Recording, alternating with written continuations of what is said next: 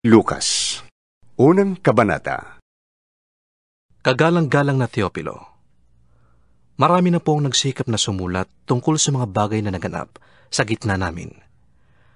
Ang kanilang sinulat ay ayon sa itinuro sa amin ng mga tao na buhat pa sa pasimula ay nakasaksi nito at nangaral ng magandang balita. Kaya matapos kong suriin ng buong ingat ang lahat ng pangyayari, buhat pa sa pasimula, minabuti ko pong sumulat din ng isang maayos na salaysay para sa inyo, upang lubusan ninyong matiyak ang katotohanan ng mga itinuro sa inyo. Noong panahong si Herodes ang hari ng Judea, may isang paring Hudyo buhat sa pangkat ni Abias ng pangalay Zacarias. Ang kanyang asawang si Elizabeth ay mula rin sa angkan ni Aaron. Kapwa sila kalugod-lugod sa paningin ng Diyos at namumuhay ng tapat sa mga utos at tuntunin ng Panginoon.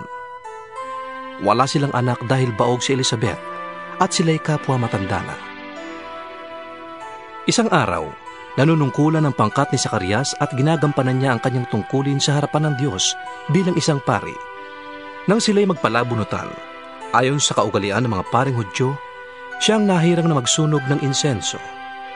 Sa oras ng pagsusunog ng insenso, pumasok siya sa templo ng Panginoon habang nagkakatipo naman sa labas ang mga tao at nananalangin. Doon ay nagpakita sa kanya ang isang anghel ng Panginoon. Nakatayo ito sa gawing kanan ng damba ng sunugan ng insenso. Nasindak si Zacarias at natakot nang makita niya ang anghel. Ngunit sinabi nito sa kanya, "Huwag kang matakot, Zacarias. Dininig ng Diyos ang iyong panalangin. Ang iyong sawang si Elizabeth ay magkakaanak ng isang lalaki, at Juan ang ipapangalan mo sa bata. Ikaw ay matutuwa at magiging maligaya. Marami ang magagalak sa kanyang pagsilang, sapagkat siya ay magiging dakila sa paningin ng Panginoon. Hindi siya dapat uminom ng alak o anumang inuming nakakalasing. Sa sinapupunan pa lamang ng kanyang ina, ay mapupuspos na siya ng Espiritu Santo. Sa pamamagitan niya ay maraming Israelita ang magbabalik loob sa Panginoon nilang Diyos. Mauuna siya sa Panginoon na taglay ang espiritu at kapangyarihan ni Elias upang pagkasunduin ang mga ama at ang kanilang mga anak at panumbalikin sa daang matuwid ang mga suwain. Sa gayon, ipaghahanda niya ng isang bayan ang Panginoon." Sinabi ni Zacarias sa anghel, "Paano ko pong matitiyak na mangyayari yan? Ako'y matanda na, at gayon din ang aking asawa." Sumagot ang anghel, "Ako'y si Gabriel na naglilingkod sa Diyos. Sinugo niya ako upang dalhin sa iyo ang magandang balitang ito. Ngunit dahil sa hindi ka naniwala sa mga sinasabi kong matutupad pagdating ng takdang panahon, ikaw ay magiging pipi. Hindi ka makakapagsalita hanggang sa araw na maganap ang mga ito." Samantala, naghihintay naman kay Zacarias ang mga tao. Nagtataka sila kung bakit nagtagal siya ng ganon sa loob ng templo. Paglabas niya, hindi na siya makapagsalita, kaya't mga senyas na lamang ang ginagamit niya. At napag-isip-isip ng mga tao na baka nakakita siya ng pangitain sa loob ng templo at siya'y nanatiling pipi. Nang matapos na ang panahon ng kanyang paglilingkod, umuwi na siya. Hindi nga nagtagal at naglihi si Elizabeth. Hindi ito lumabas ng bahay sa loob ng 5 buwan. "Ngayoy kinahabagan ako ng Panginoon," sabi ni Elizabeth. "Ginawa niya ito upang alisin ang sanhi ng aking kahihiyan sa harap ng mga tao." Nang ika-6 na buwan ng pagdadalang tao ni Elizabeth, ang anghel na si Gabriel ay sinugo ng Diyos sa Nazaret, isang lungsod sa Galilea, upang kausapin ang isang dalaga na ang pangalay Maria. Siya ay nakatakda ng ikasal kay Jose, isang lalaking buhat sa angkan ni Haring David. Paglapit ng anghel sa dalaga, binati niya ito, "Magalak ka, ikaw ay lubos na kinalulugdan ng Diyos. Sumasa iyo ang Panginoon." Naguluhan si Maria at inisip niyang mabuti kung ano ang kahulugan ng ganoong pangungusap. Sinabi sa kanya ng anghel, "Huwag kang matakot, Maria, sapagkat naging kalugod-lugod ka sa Diyos. Makinig ka. Ikaw ay maglilihi at manganganak ng isang lalaki. At siya'y tatawagin mong Jesus. Siya'y magiging dakila at tatawaging anak ng kataas-taasan. Ibibigay sa kanya ng Panginoong Diyos ang trono ng kanyang amang si David upang maghari sa angkan ni Jacob magpakailanman. Ang kanyang paghahari ay pangwalang hanggan. Paano po mangyayari ito? Gayong ako'y birhen. Tanong ni Maria. Sumagot ang anghel. Sa iyo ang Espiritu Santo at mapapasailalim ka sa kapangyarihan ng kataas-taasan. Dahil dito ang isisilang mo'y banal at tatawaging anak ng Diyos. Hindi ba't alam ng lahat na ang kamag-anak mong si Elizabeth ay baon? Gayunmay naglihi siya at ngayon ika-6 na buwan na ng kanyang pagdadalang tao. Kahit na siya'y matanda na, dahil walang imposible sa Diyos. Sumagot si Maria. Ako'y alipin ng Panginoon. Mangyari nawa sa akin ang iyong sinabi. Pagkatapos, iniwan na siya ng anghel. Hindi nagtagal, gumayak si Maria at nagmamadaling pumunta sa isang bayang bulubundukin sa Judea, sa bahay ni Zacarias. Pagdating niya, binati niya si Elizabeth. Nang marinig ni Elizabeth ang bati ni Maria, gumalaw ang sanggol sa kanyang sinapupunan at siya ay napuspos ng Espiritu Santo. Napasigaw siya sa galak. Pinagpala ka sa mga babae at pinagpala rin ang dinadala mo sa iyong sinapupunan. Sino ako upang dalawin ang ina ng aking Panginoon? Sapagkat pagkarinig ko ng iyong pagbati, ay gumalaw sa tuwa ang sanggol sa aking sinapupunan. Mapalad ka, sapagkat sumampalataya kang matutupad ang sinabi sa iyo ng Panginoon. At sinabi ni Maria, Ang puso ko'y nagpupuri sa Panginoon, at ang aking espiritu'y nagagalak sa Diyos na aking tagapagligtas, sapagkat nilingap niya itong kanyang abang alipin. Mula ngayon, ako'y tatawaging mapalad ng lahat ng tao, dahil sa mga dakilang bagay na ginawa sa akin ng makapangyarihan. Siya'y banal.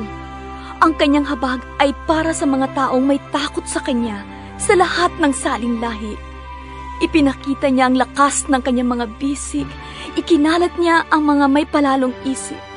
Tinanggal sa kanilang luklukan ang mga may kapangyarihan at itinaas ang mga nasa abang kalagayan. Pinasagana niya sa mabubuting bagay ang mga kapuspalad at pinaalis ng walang dalang anuman ang mayayaman. Tinulungan niya ang kanyang bayang Israel at naalalang ito'y kanyang kahabagan. Tinupad niya ang kanyang pangako sa ating mga ninuno, kay Abraham at sa kanyang lahi, magpakailanman. tumira si Maria kina Elizabeth ng may 3 buwan at saka umuwi. Dumating ang oras ng panganganak ni Elizabeth at nagsilang siya ng isang sanggol na lalaki. Nagalak ang kanyang mga kapitbahay at mga kamag-anak nang mabalitaan nilang siya'y pinagpala ng Panginoon. Makalipas ang 1 linggo, dumalo sila sa pagtutuli ng sanggol. Zacarias sana ang itatawag nila sa bata, gaya ng pangalan ng kanyang ama. Ngunit sinabi ni Elizabeth, Hindi. Juan ang ipapangalan sa kanya. Subalit, wala naman kayong kamag-anak na may ganyang pangalan. Tugon nila.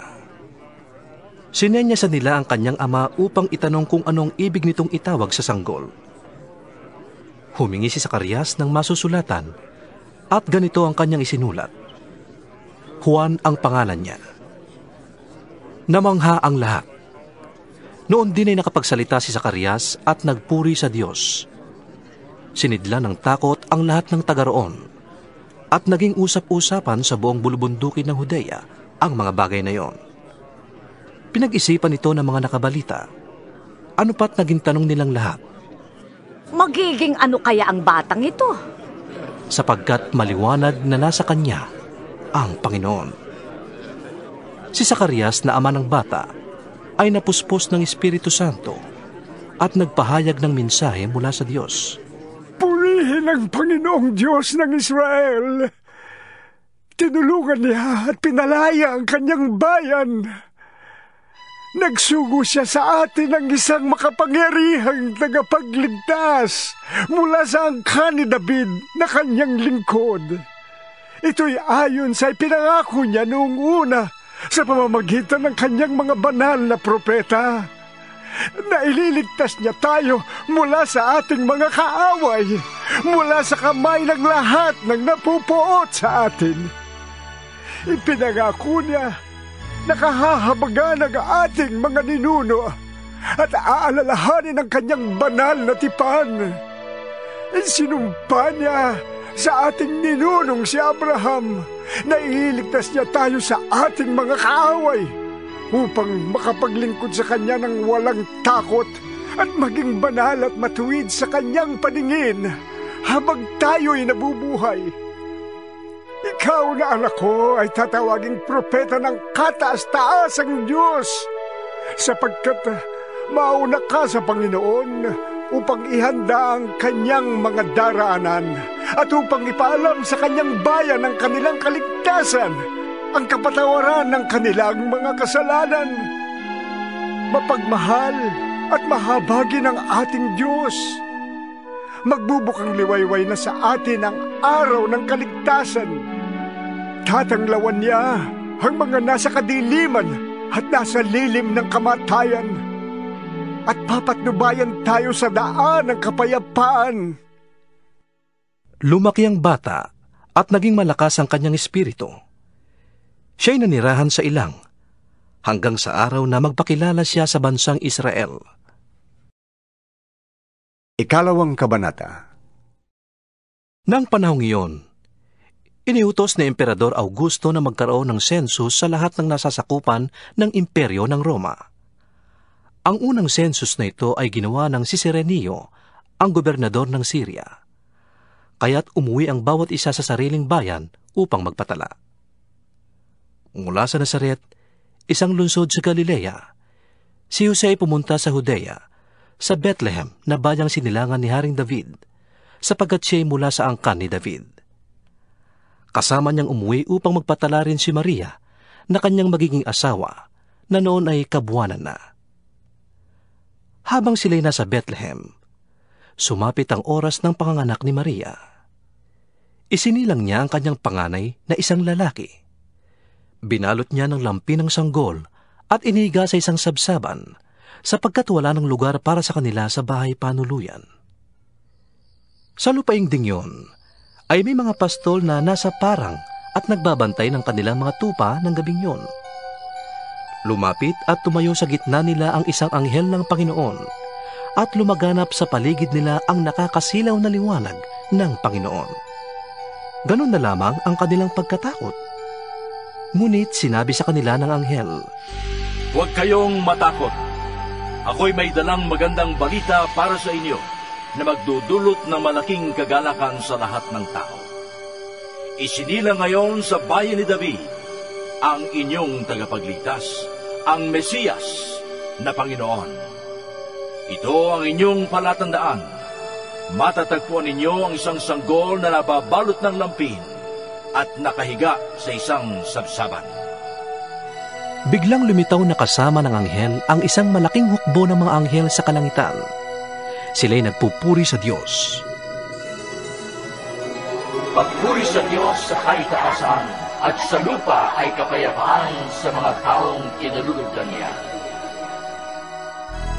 Nang makaalis na ang mga anghel pabalik sa langit, ang mga pastol ay nag-usap-usap. Tayo na sa Bethlehem. Tingnan natin ang pangyayaring ito na ibinalita sa atin ng Panginoon.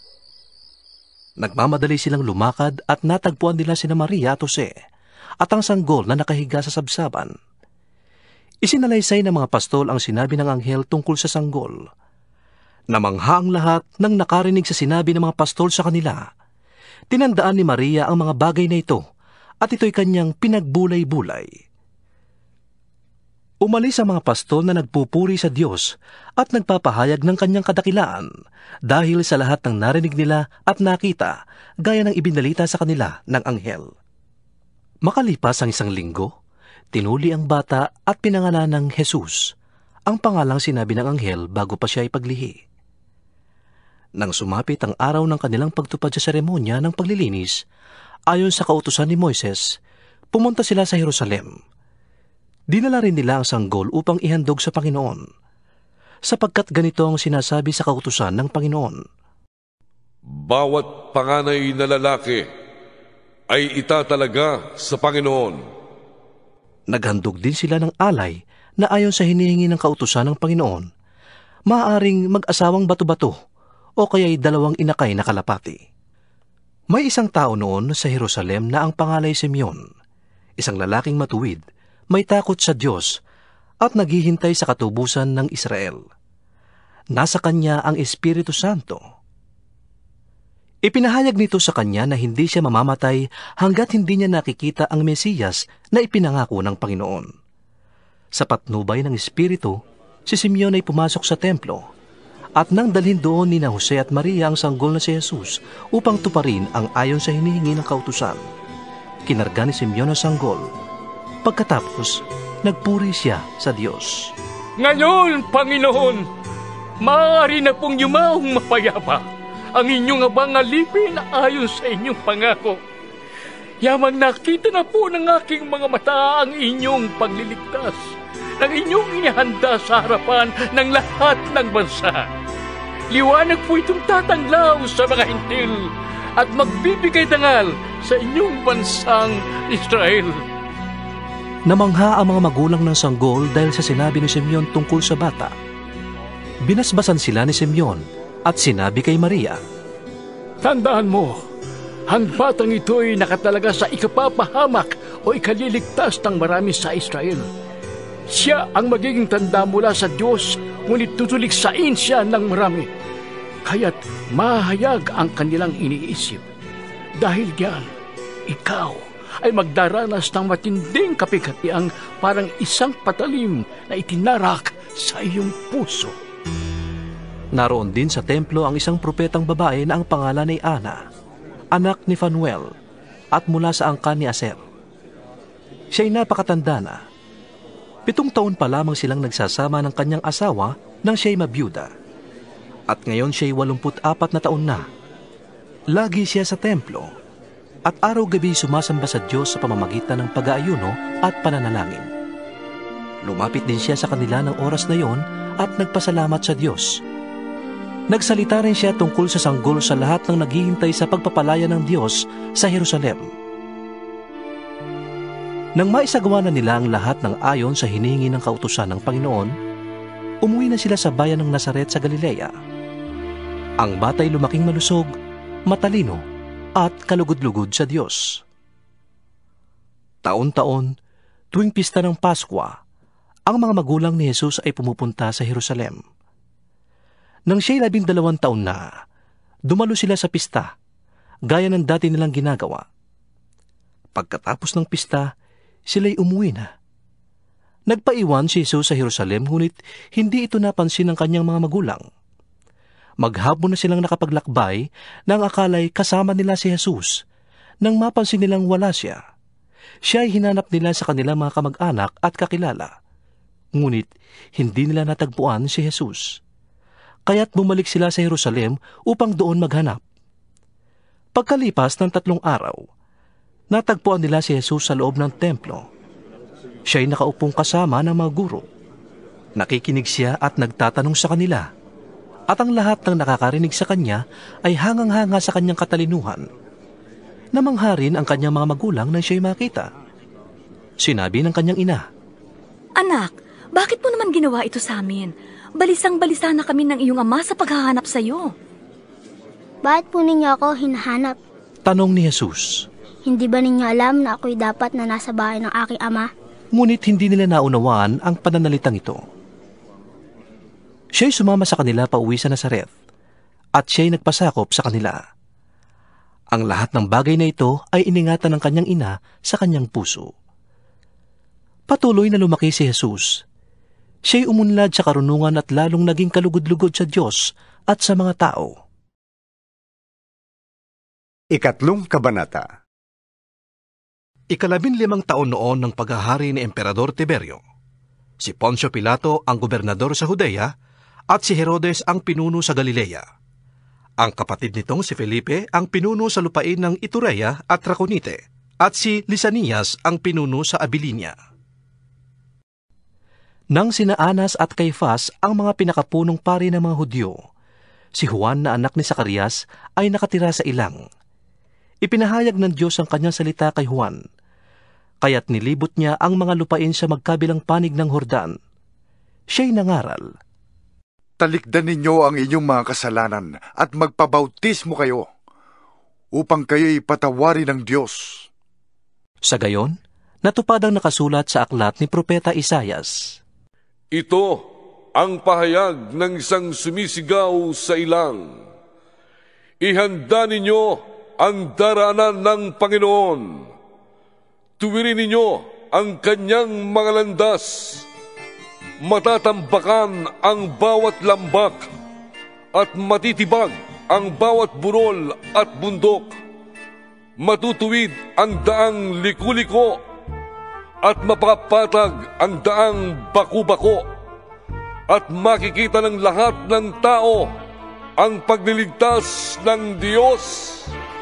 Maraming ang tao ang lumapit kay Juan upang magpabautismo. "Kayong lahi ng mga ulupong," sabi niya sa kanila, "sinong nagbabala sa inyo upang tumakas sa kaparusahang darating? Ipakita ninyo sa pamamagitan ng gawa na nagsisisi na kayo, at huwag ninyong ipangahas na sabihing mga anak kayo ni Abraham. Sinasabi ko sa inyo na maging sa mga batong ito ay makakalikha ang Diyos ng mga tunay na anak ni Abraham. Ngayon pa'y nakaamba na ang palakol sa ugat ng mga punong kahoy. Bawat punong hindi nagkakaroon ng mabuting bunga ay puputulin at itatapon sa apoy." Tinanong siya ng mga tao, "Kung ganon, ano pong dapat namin gawin?" "Kung mayroon kang 2 balabal, ibigay mo ang isa sa wala. Ganyan din ang gawin ng may pagkain." Tugon niya. Dumating din ang mga maniningil ng buwis upang magpabautismo. Sila'y nagtanong sa kanya, "Guro, ano po ang dapat namin gawin?" "Huwag kayong sumingil ng higit sa dapat singilin." Tugon niya. Tinanong din siya ng mga kawan, "At kami po naman, ano ang dapat namin gawin?" "Huwag kayong manghihingi kanino man sa pamamagitan ng pamimilit o ng pagpaparatang ng di totoo. Basihan kayo sa inyong sahod." Sagot niya. Nananabik noon ang mga tao sa pagdating ng Mesiyas, at ang akala ng marami ay si Juan na ang kanilang hinihintay. Dahil dito, sinabi niya sa kanila, "Binabautismuhan ko kayo sa tubig. Ngunit ang darating na kasunod ko, ang magbabautismo sa inyo sa Espiritu Santo at sa apoy. Siya ay mas makapangyarihan kaysa akin, at hindi ako karapat-dapat na magkalagman lamang ng tali ng kanyang sandalyas. Hawak na niya ang kalaykay upang linisin ang giikan at upang tipunin ang trigo sa kanyang kamalig. Ngunit ang ipa'y susundugin niya sa apoy na di mamamatay kailanman." Marami pang bagay na ipinapangaral si Juan sa mga tao sa kanyang pamamahayag ng magandang balita. Si Herodes man na pinuno ng Galilea ay pinagsabihan din ni Juan dahil kinakasama niya ang kanyang hipag na si Herodias, at dahil sa iba pang kasamaang ginawa nito. Kaya ipinabilanggo ni Herodes si Juan, at ito'y nadagdag pa sa mga kasalanan ni Herodes. Nang mabautismuhan na ni Juan ang mga tao, binautismuhan din niya si Jesus. Habang nananalangin si Jesus, nabuksan ang langit, at bumaba sa kanya ang Espiritu Santo sa anyong kalapati. Isang tinig mula sa langit ang narinig nila. "Ikaw na mahal ko na, lubos kitang kinalulugdan." Magta-30 taon na si Jesus nang siya'y magsimulang mangaral. Sa palagay ng mga tao, siya'y anak ni Jose na anak ni Eli, na anak ni Matat. Si Matat ay anak ni Levi, na anak ni Melki. At si Melki naman ay anak ni Hana, na anak ni Jose. Si Jose naman ay anak ni Matatias na anak ni Amos. Si Amos ay anak ni Nahum na anak ni Esli. Si Esli naman ay anak ni Nagay na anak ni Maat na anak ni Matatias. Si Matatias ay anak ni Semei na anak ni Hosek. Si Hosek ay anak ni Hoda na anak ni Hoanan. Si Hoanan naman ay anak ni Resa na anak ni Zorobabel. Si Zorobabel ay anak ni Salatiel na anak naman ni Neri. Si Neri ay anak ni Melki na anak ni Adi. Si Adi ay anak ni Kosam na anak ni Elmadam na anak ni Er. Si Er naman ay anak ni Josue na anak ni Eliezer. Si Eliezer ay anak ni Horim na anak ni Matat. Si Matat ay anak ni Levi na anak ni Simeon na anak ni Huda. Si Huda naman ay anak ni Jose. Si Jose ay anak ni Honam na anak ni Eliakim na anak ni Melea. Si Melea ay anak ni Mainan na anak ni Matata. Si Matata ay anak ni Natan na anak ni David. Si David ay anak ni Jesse na anak ni Obed. Si Obed naman ay anak ni Boaz. Si Boaz ay anak ni Salmon na anak ni Naason. Si Naason ay anak ni Aminadab na anak ni Admin. Si Admin ay anak naman ni Arni na anak ni Esrom. Si Esrom naman ay anak ni Fares. Si Fares ay anak ni Huda na anak ni Jacob. Si Jacob ay anak ni Isaac na anak naman ni Abraham. Si Abraham ay anak ni Tare na anak ni Nakor. Si Nakor ay anak ni Serug na anak ni Ragau na anak naman ni Peleg. Si Peleg ay anak ni Heber na anak ni Sala. Si Sala ay anak ni Kainan na anak ni Arfaksad na anak naman ni Sem. Si Sem ay anak ni Noe na anak ni Lamek. Si Lamek ay anak ni Matusalem na anak naman ni Enok. Si Enok ay anak ni Hared na anak ni Mahalalel na anak ni Kainan. Si Kainan ay anak ni Enos na anak naman ni Set. At si Set ay anak ni Adan na anak ng Diyos. Ika-4 na kabanata. Mula sa Jordan, bumalik si Jesus na puspos ng Espiritu Santo. Dinala siya ng Espiritu sa ilang, at sa loob ng 40 araw siya'y tinukso ng dyablo.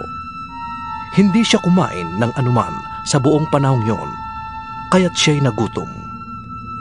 Sinabi sa kanya ng dyablo, "Kung ikaw nga ang anak ng Diyos, iutos mong maging tinapay ang patong ito."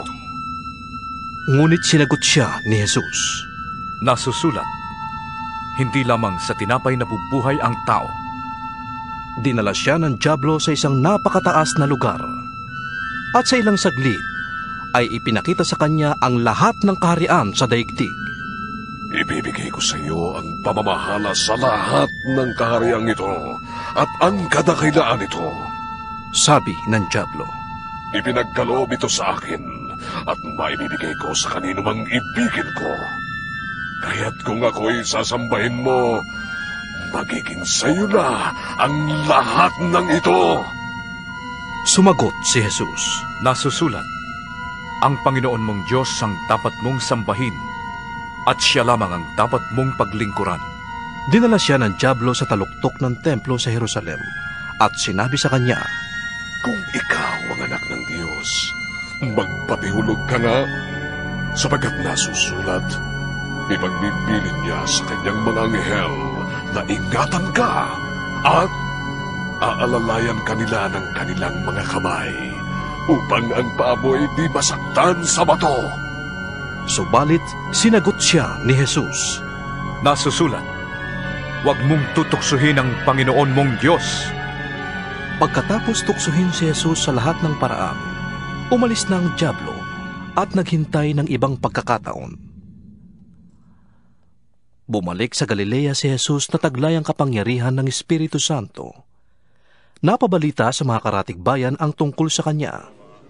Nagtuturo siya sa kanilang mga sinagoga at hinahangaan naman siya ng lahat. Umuwi si Jesus sa Nazaret, ang bayan na kung saan siya lumaki. Gaya ng kanyang nakagawian, Pumasok siya sa sinagoga ng araw ng pamamahinga. Tumindig siya upang bumasa at ibinigay sa kanya ang aklat ni Propeta Isaias. Binuksan niya ito sa dakong kinasusulatan ng ganito: Nasa akin ang Espiritu ng Panginoon, sapagkat hinirang niya ako upang ipangaral sa mga dukha ang magandang balita. Sinugo niya ako upang ipahayag sa mga bihag na sila'y lalaya, at sa mga bulag na sila'y makakakita.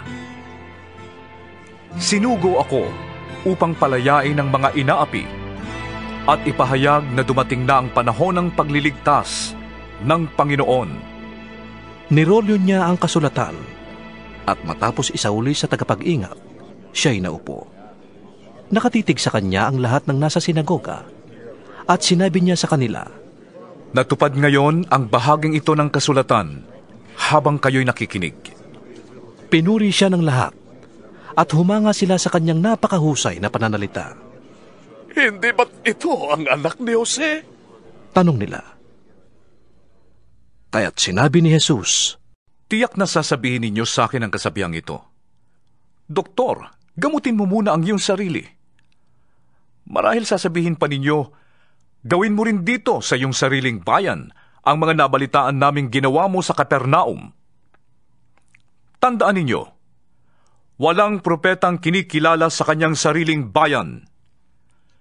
Ngunit sinasabi ko sa inyo, maraming byuda sa Israel noong panahon ni Elias nang hindi umulan sa loob ng 3.5 taon at nagkaroon ng taggutom sa buong lupain. Subalit hindi pinapunta si Elias sa kaninuman sa kanila, kundi sa isang byuda sa Sarepta, sa lupain ng Sidon. Sa dinami-rami ng mga ketongin sa Israel noong panahon ni Eliseo, wala ni isa man siyang pinagaling maliban kay Naaman, na isa pa namang taga-Syria. Nagalit ang lahat ng nasa sinagoga nang marinig ito. Nagsitindig sila at itinaboy siyang palabas papunta sa gilid ng bundok na kinatatayuan ng bayan upang ihulog siya sa bangin. Ngunit dumaan siya sa gitna nila at umalis. Mula roon, si Jesus ay nagpunta sa Kapernaum sa Galilea at nagturo sa mga tao ng araw ng pamamahinga. Namangha sila sa kanyang pagtuturo sapagkat may kapangyarihan kung siya'y magsalita. May isang lalaki noon sa sinagoga na sinasaniban ng masamang espiritu. Sumigaw ito ng malakas, Ano ang pakialam mo sa amin, Jesus na taga Nazaret? Naparito ka ba upang buksain kami? Kilala kita. Ikaw ang banal na Diyos. Subalit pinagsabihan siya ni Jesus, Tumahimik ka! Lumayas ka sa taong yan! At sa harapan ng lahat, ang tao'y inilugmok ng demonyo at iniwang hindi sinasaktan. Nang gilalas ang lahat ng naroroon kaya't nasabi nila sa isa't isa, Ano ito? Lubhang makapangyarihan ang kanyang salita. Nautusan niyang lumayas ang masasamang spirito at sumusunod naman sila. At kumalat ang balita tungkol kay Jesus sa buong lupaing iyon. Si Jesus ay umalis sa sinagoga at nagpunta sa bahay ni Simon. Nagkataong ang biyanan ni Simon ay may mataas na lagnat, kaya't nakiusap sila kay Jesus na siya'y pagalingin. Tumayo si Jesus sa tabi ng higaan ng babae at iniutos na mawala ang lagnat, at nawala nga. Noon di tumindig ang may sakit at naglingkod sa kanila. Pagkalubog ng araw, dinala ng mga tao kay Jesus ang lahat ng may sakit, anuman ang karamdaman ng mga ito. Ipinatong niya ang kanyang kamay sa bawat isa at silang lahat ay gumaling. Pinalayas din niya ang mga demonyo sa mga taong sinasaniban ng mga ito. Lumabas silang sumisigaw, Ikaw ang anak ng Diyos! Ngunit sinaway sila ni Jesus at hindi pinahintulutang magsalita sapagkat alam nila na siya ang Mesiyas. Nang mag-uumaga na, umalis si Jesus at nagpunta sa isang ilang na puok. Hinanap siya ng mga tao at nang matagpuan ay pinakiusapang huwag muna siyang umalis. Subalit sinabi niya, Dapat ko ring ipangaral sa ibang mga bayan ang magandang balita tungkol sa paghahari ng Diyos, sapagkat iyon ang dahilan, kaya ako sinugo. At nagpatuloy siya ng pangangaral sa mga sinagoga sa Judea. 5 Kabanata. Minsan, habang nakatayo si Jesus sa tabi ng lawa ng Genesaret, nag-uunahan ang napakaraming tao sa paglapit sa kanya upang makinig ng salita ng Diyos. May nakita siyang 2 bangka sa tabi ng lawa.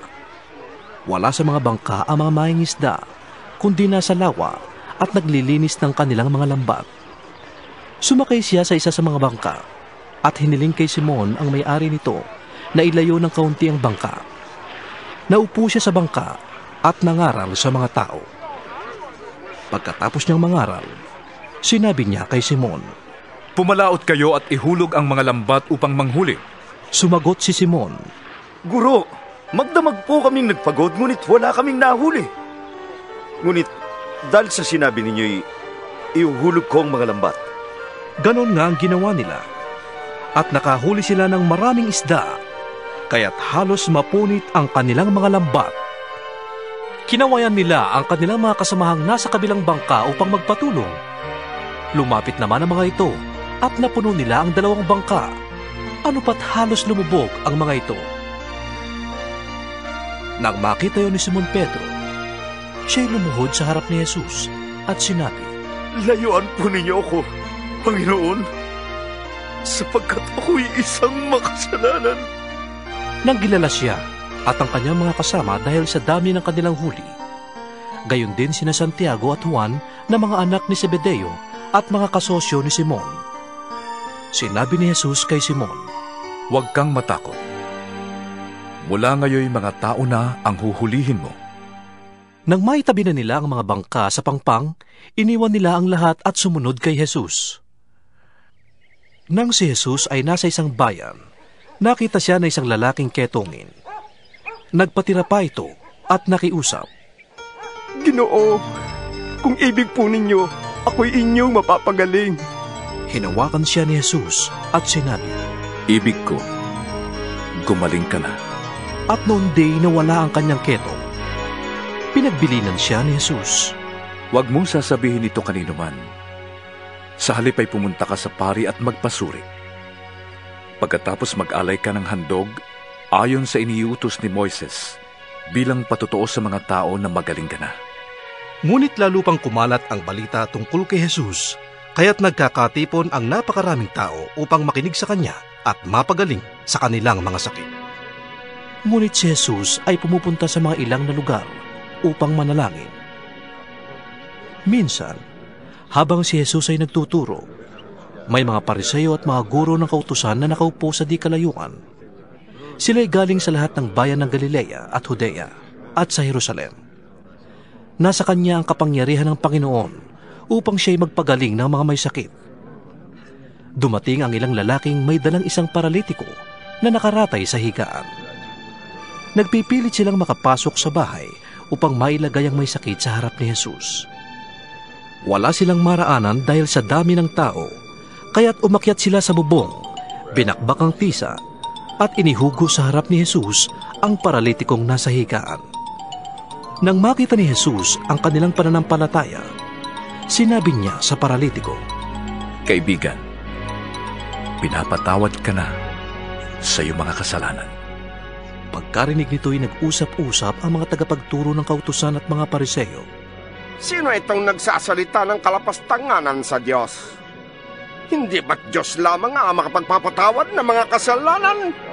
Palibhasa'y alam ni Jesus ang kanilang pag-uusap. Sinabi niya sa kanila, "Bakit kayo nag-iisip ng ganyan? Alin ba ang mas madaling sabihin? Pinapatawad ka na sa iyong mga kasalanan? O tumindig ka at lumakad?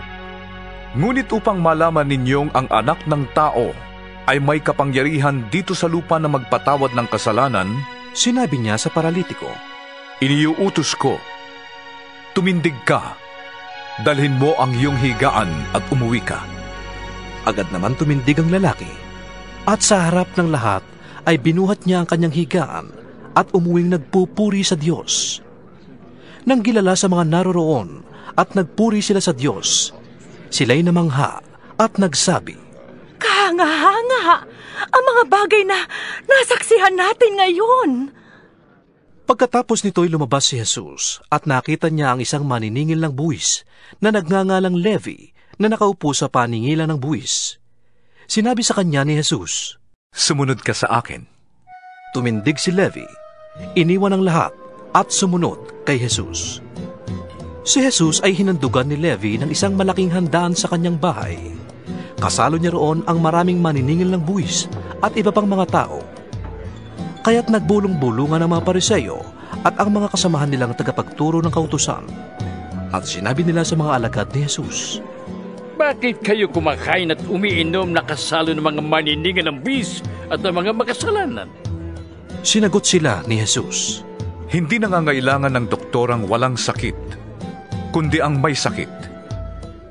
Hindi ako naparito upang tawagin ang mga matuwid, kundi ang mga makasalanan, upang sila ay magsisi." May ilan namang nagsabi kay Jesus ng ganito, "Ang mga alagad ni Juan ay malimit mag-ayuno at manalangin. Gayon din ang mga alagad ng mga Pariseo. Bakit ang mga alagad mo'y patuloy sa pagkain at pag-inom?" Sumagot si Jesus, "Dapat bang mag-ayuno ang mga panauhin sa kasalan habang kasama pa nila ang lalaking ikinasal? Darating ang araw na kukunin na ang ikinasal, saka pa lamang sila mag-aayuno." Sinabi rin niya sa kanila ang isang talinghaga, "Walang pumipiraso ng bagong damit upang itagpi sa luma. Kapag ganoon ang ginawa, masisira ang bagong damit at ang tagping bago naman ay hindi babagay sa damit na luma. Wala ring naglalagay ng bagong alak sa lumang sisidlang balat. Kapag ganoon ang ginawa, papuputukin ng bagong alak ang lumang sisidlan. Matatapon ang alak at masisira ang sisidlan. Sa bagong sisidlang balat, dapat ilagay ang bagong alak. Wala ring magkakagustong uminom ng bagong alak kapag nakainom na ng lumang alak, sapagkat sasabihin niya, mas masarap ang lumang alak." Ika-6 na kabanata. Isang araw ng pamamahinga, nagdaraan sina Jesus sa isang triguhan.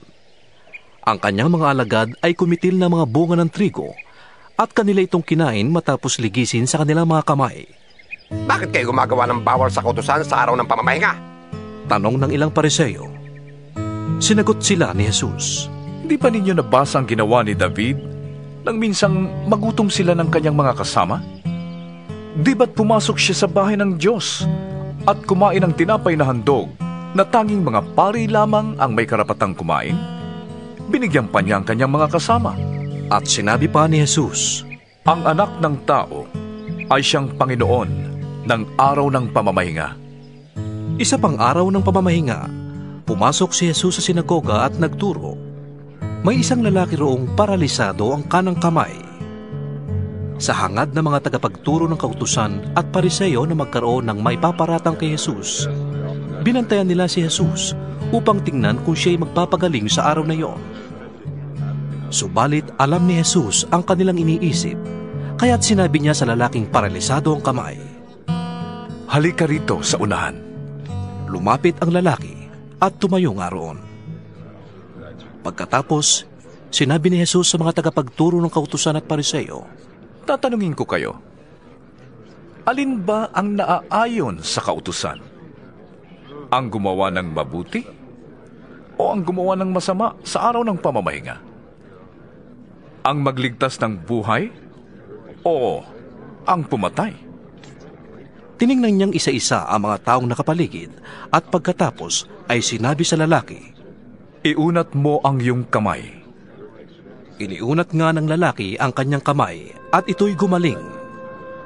Nagngit-ngit naman sa galit ang mga tagapagturo ng kautusan at mga Pariseo at pinag-usapan nila kung ano ang dapat nilang gawin kay Jesus. Nang panahong yun, umakyat si Jesus sa isang bundok at magdamag siyang nanalangin sa Diyos. Kinaumagahan, tinawag niya ang kanyang mga alagad. Pumili siya sa kanila ng 12 at sila'y tinawag niyang mga apostol.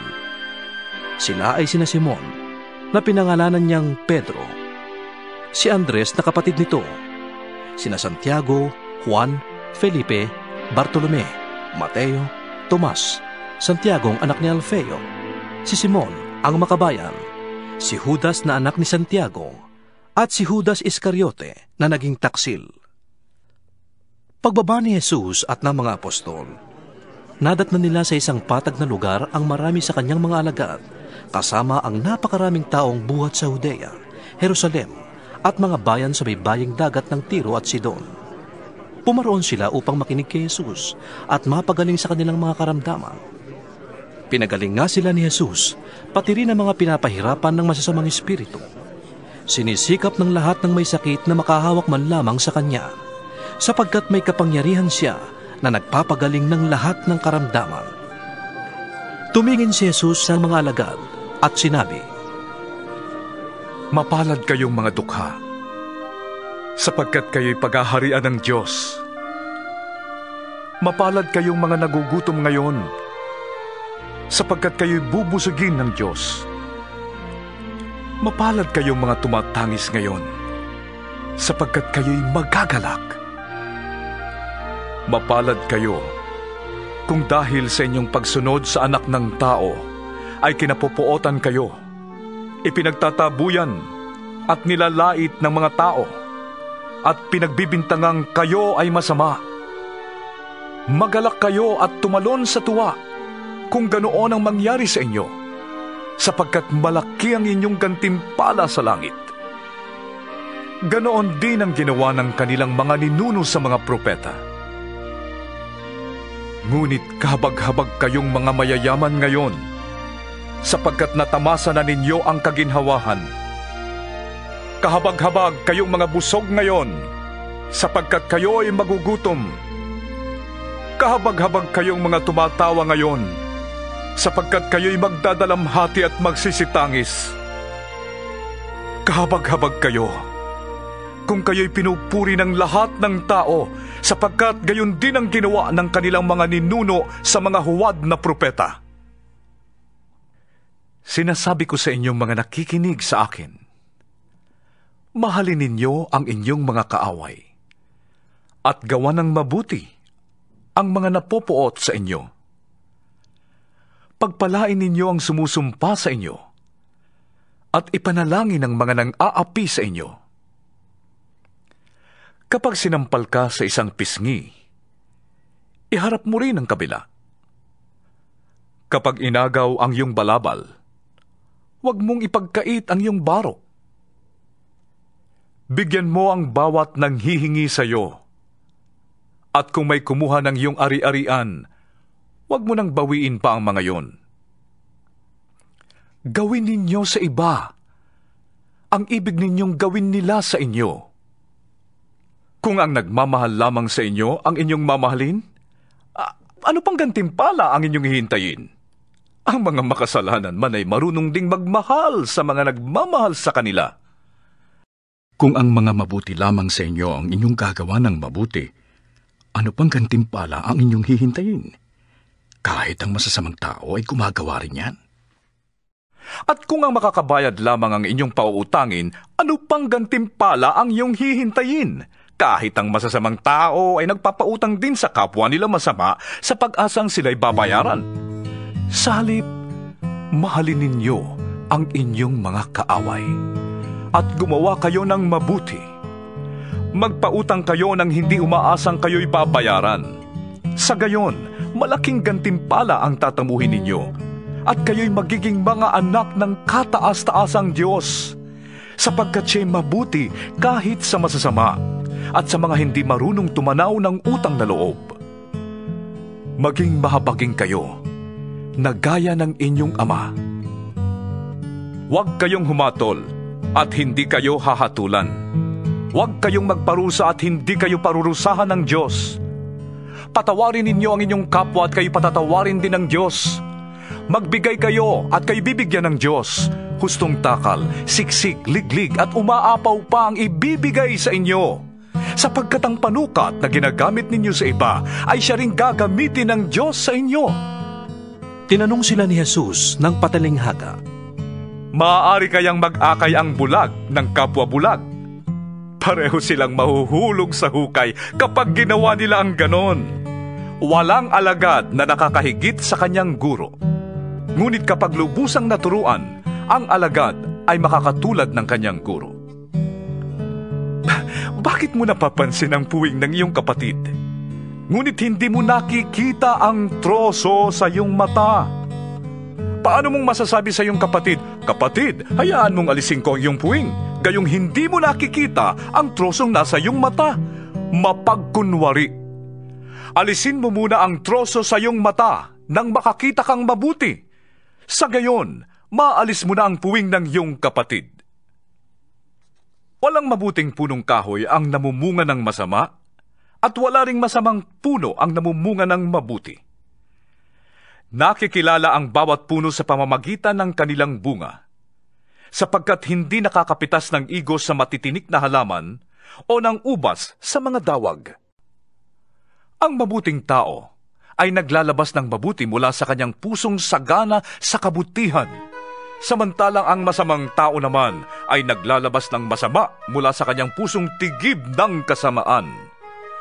Sapagkat kung ano ang nag-uumapaw sa puso, ay siyang sinasabi ng labi. Bakit ninyo ko tinatawag ng Panginoon, Panginoon?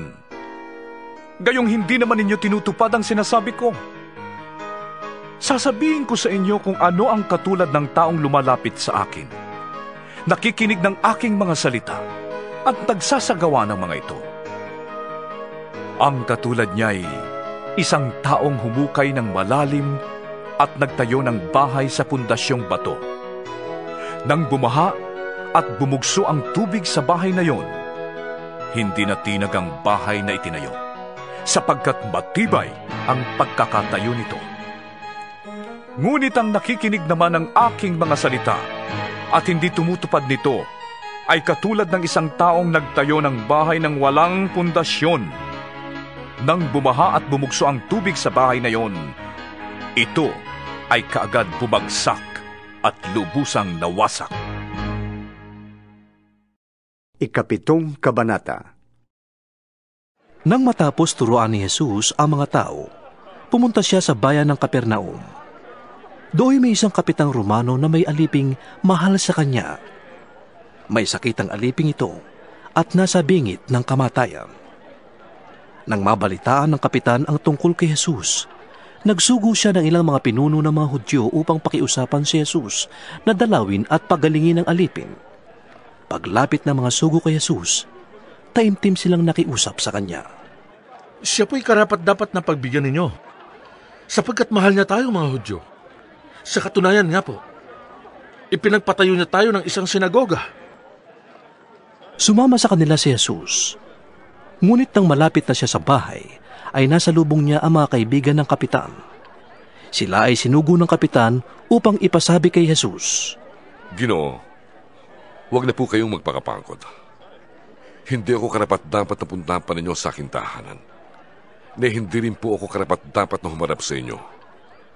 Ngunit sabihin lamang po ninyo at gagaling na ang aking alipin. Ako po ay nasa ilalim ng mga nakatataas sa akin at may nasasakupan naman akong mga kawal. Kapag sinabi ko sa isa, pumunta ka ron, pumupunta siya. At kapag sinabi ko naman po sa isa pa, halika, siya'y lumalapit. Kapag sinabi ko po sa aking alipin, gawin mo ito, ginagawa niya yun. Namangha si Jesus nang marinig ito. Kaya't humarap siya sa makapal na taong sumusunod sa kanya at sinabi, kahit sa Israel ay hindi ako nakakita ng ganito kalaking pananampalataya. Pagbalik nila sa bahay, naratnan ng mga sinugo na magaling na nga ang alipin. Pagkatapos nito, nagpunta naman si Jesus sa isang bayang tinatawag na Nain. Sumama sa kanya ang mga alagad at ang napakaraming tao. Nang malapit na siya sa pintuan ng bayan, nasa lubong nila ang libing ng kaisa-isang anak na lalaki ng isang byuda. Napakarami nang nakikipaglibing. Nahabag ang Panginoon nang makita ang ina ng namatay, kaya't sinabi niya rito, huwag ka nang umiyak. Nilapitan niya at hinipo ang kinalalagyan ng bangkay, at tumigil naman ang mga may pasa nito. Sinabi niya, Binata, sinasabi ko sa iyo, bumangon ka. Naupo ito at nagsalita, at siya'y ibinigay ni Jesus sa kanyang ina. Sinidlan ng takot ang lahat, at sila'y nagpuri sa Diyos. Sabi nila, dumating sa gitna natin ng isang dakilang propeta. Nilingap ng Diyos ang kanyang bayan. At kumalat sa buong Judea at sa palibot na lupain ang balitang ito tungkol sa ginawa ni Jesus. Ibinalita kay Juan ng kanyang mga alagad ang lahat ng mga pangyayaring ito. Kaya't tinawag ni Juan ang dalawa sa kanila at pinapunta sa Panginoon upang itanong kung siya na nga ang ipinangakong darating o kung maghihintay pa sila ng iba. Pagdating do'y sinabi nila kay Jesus, Pinapunta po kami dito ni Juan ang tagapagbautismo upang itanong kung kayo na nga ang darating o maghihintay pa kami ng iba. Nang mga sandaling iyon, si Jesus ay nagpapagaling ng maraming may sakit at ng mga pinapahirapan ng mga karamdaman at ng masasamang espiritu. Marami ding mga bulag ang pinagkalooban niya ng paningin. Kaya sinabi niya sa mga sugo ni Juan, bumalik kayo kay Juan at sabihin ninyo sa kanya ang inyong nakita at narinig.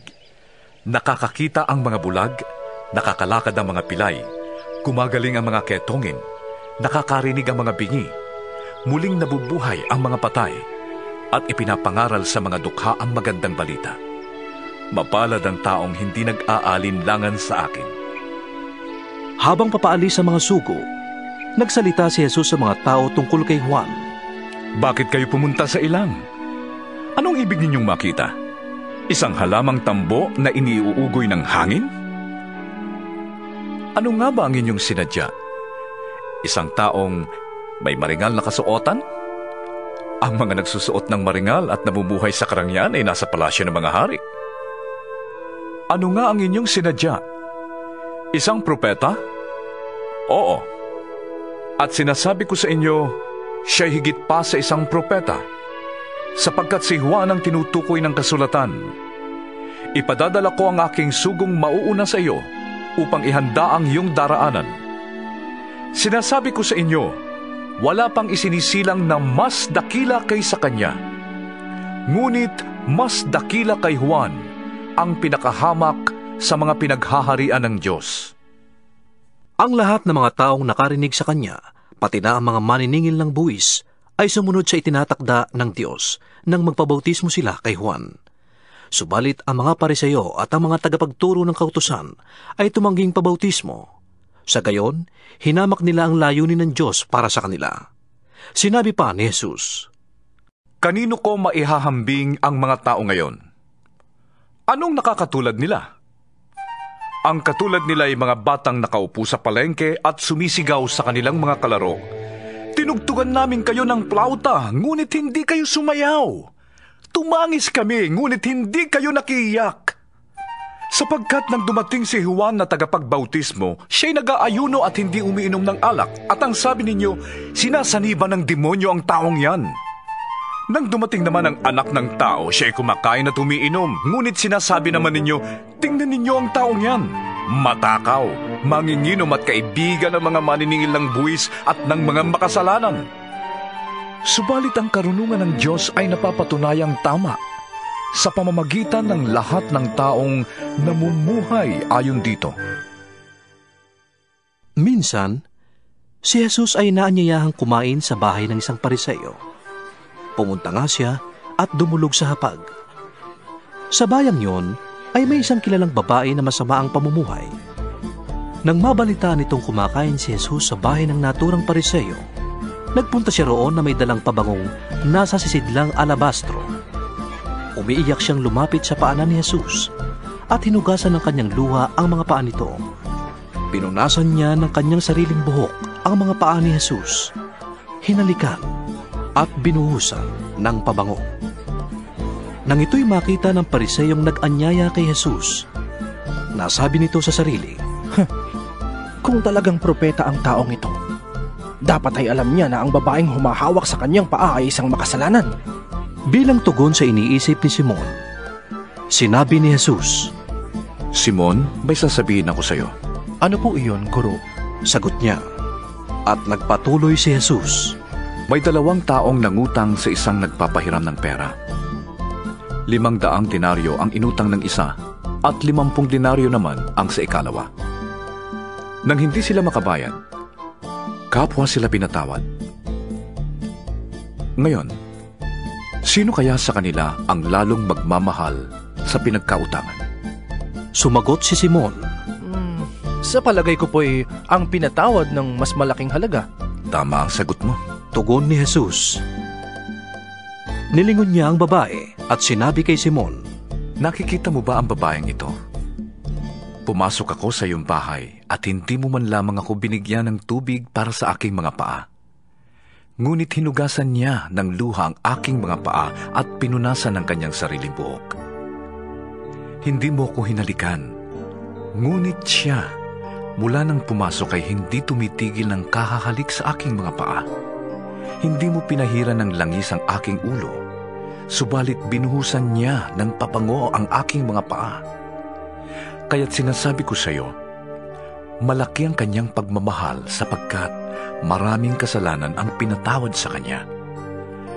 Ngunit ang pinatawad ng kaunti ay kaunti rin lang ang pagmamahal. At sinabi niya sa babae, pinatawad na ang iyong mga kasalanan. At ang kanyang mga kasalo sa pagkain ay nagsimulang magtanong sa sarili, sino ba itong nangangahas magpatawad ng kasalanan? Ngunit sinabi ni Jesus sa babae, iniligtas ka ng iyong pananampalataya. Humayo ka, ipanatag mo ang iyong kalooban. 8 Kabanata. Hindi nagtagal at nilibot ni Jesus ang mga bayan at nayon sa paligid. Nangangaral siya at nagtuturo ng magandang balita tungkol sa paghahari ng Diyos. Kasama niya ang 12 at ilang babaeng pinagaling niya sa masasamang espiritu at sa kanilang mga karamdaman. Si Mariang tinatawag na Magdalena, 7 demonyo ang pinalayas ni Jesus sa babaeng ito. Si Juan ang asawa ni Kusa, nakatiwala ni Herodes. Si Susana at marami pang iba. Sarili nilang salapi ang kanilang ginastos para sa pangangailangan ni Jesus at ng kanyang mga alagad. Nagdatingan ng mga tao mula sa iba't ibang bayan at sila'y lumalapit kay Jesus. Nang natitipon na ang maraming tao, isinalaysay ni Jesus ang talinghagang ito. Isang magsasaka ang pumunta sa bukid upang maghasik. Sa kanyang paghasik, may binhing nalaglag sa daan. Tatapakan ito ng mga tao at tinuka ng mga ibon. May binhi namang nalaglag sa batuhan at tumubo, ngunit ito'y agad na natuyo dahil sa kakulangan ng tubig. May nalaglag naman sa may matitinik na halaman at nang lumago ang mga halamang ito, sinakal ang mga binhing tumubo roon. Meron namang binhing nalaglag sa matabang lupa. Ito'y sumibol, lumago, at namunga ng 100 butil. At pagkatapos, ay sinabi niya ng malakas, makinig ang may pandinig. Itinanong ng mga alagad kung ano ang kahulugan ng talinghagang ito. Sumagot si Jesus, sa inyo'y ipinagkaloob na malaman ang mga lihim tungkol sa paghahari ng Diyos. Ngunit sa iba'y nagsasalita ako sa pamamagitan ng talinghaga. Kaya nga't tumingin man sila'y hindi sila makakita, at makinig man sila'y hindi sila makaunawa. Ito ang kahulugan ng talinghaga. Ang binhi ay ang salita ng Diyos. Ang mga binhing nalaglag sa tabi ng daan ay ang mga taong nakikinig. Dumating ang dyablo at inalis nito ang salita sa puso ng mga nakikinig upang hindi sila manalig at maligtas. Ang mga nalaglag naman sa batuhan ay ang mga nakarinig ng salita at tumanggap nito ng may kagalakan, ngunit hindi ito nag-ugat sa kanilang puso. Naniwala silang sandali, subalit sa panahon ng pagsubok, sila'y tumiwalag. Ang mga nahasik naman sa may matitinik na halaman ay ang mga nakinig sa salita ng Diyos. Ngunit nang malaon ay nadaig ng mga alalahanin sa buhay at ng pagkahumaling sa kayamanan at kalayawan, kaya't hindi nahihinog ang kanilang mga bunga. Ang mga nahasik naman sa matabang lupa ay ang mga nakikinig ng salita ng Diyos at nag-iingat nito sa kanilang pusong tapat at malinis. At sila'y nagtsatsaga hanggang sa mamunga. Walang taong nagsisindi ng ilaw at pagkatapos ay tinatakluban ng banga o kaya'y inilalagay sa ilalim ng higaan. Sa halip, inilalagay yon sa talagang patungan upang matanglawan ang mga pumapasok sa bahay. Walang natatago na di malalantad at wala ring lihim na di mabubunyag.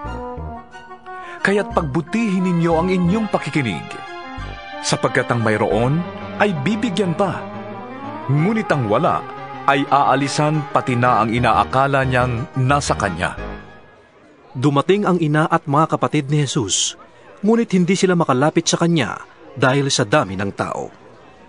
Kaya't may nagsabi sa kanya, "Nasa labas po ang inyong ina at mga kapatid. Ibig nila makipagkita sa inyo." Ngunit sinabi ni Jesus, "Ang mga nakikinig at tumutupad ng salita ng Diyos, ang siya kong ina at mga kapatid." Isang araw, si Jesus ay sumakay sa bangka kasama ang kanyang mga alagad. Sinabi niya sa kanila, "Tumawid tayo sa ibayo." At ganun nga ang ginawa nila. Nang sila ay naglalayag na, nakatulog si Jesus.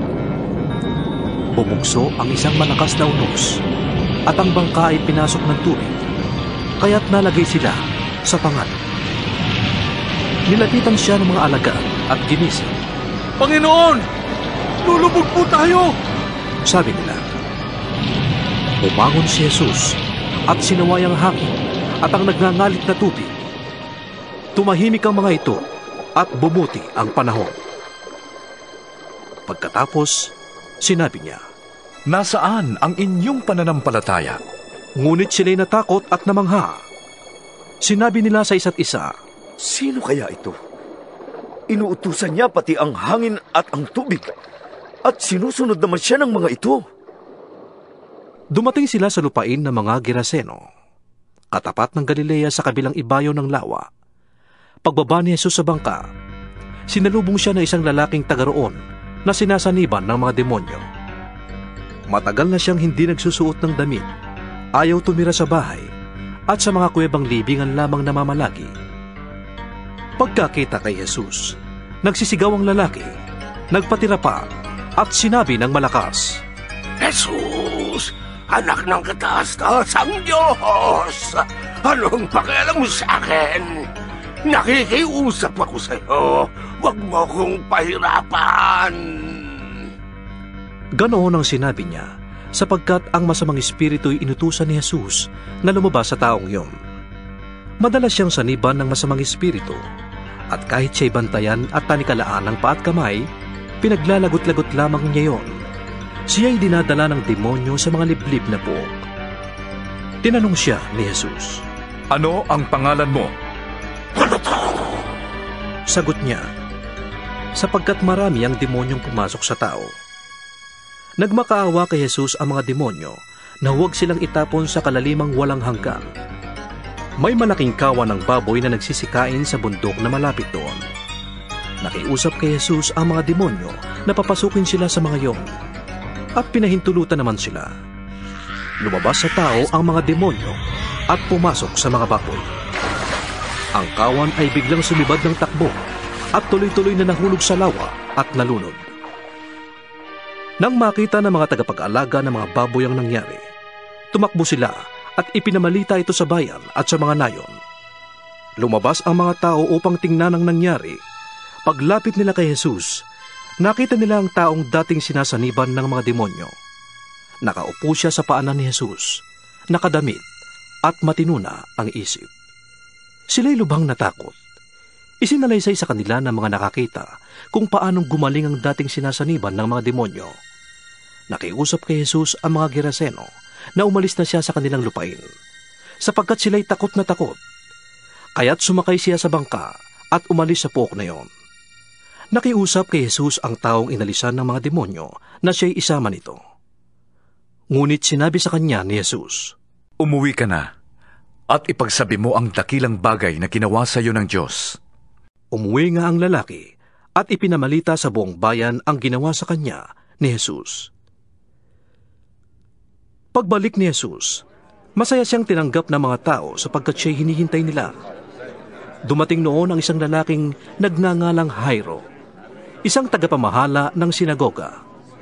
Nagpatira pa siya at nakiusap kay Jesus na sumama sa kanyang bahay, sapagkat ang kaisa-isa niyang anak na babae na maglalabing 2 taong gulang na ay naghihingalo. Habang naglalakad si Jesus papunta sa bahay ni Jairo, sinisiksik siya ng mga tao. Kabilang sa mga ito ang isang babaeng 12 taon nang dinudugo at hindi mapagaling ninuman.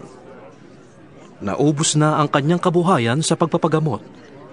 Lumapit siya sa likuran ni Jesus at hinawakan ang laylayan ng damit nito. Noon di tumigil ang kanyang pagdurugo.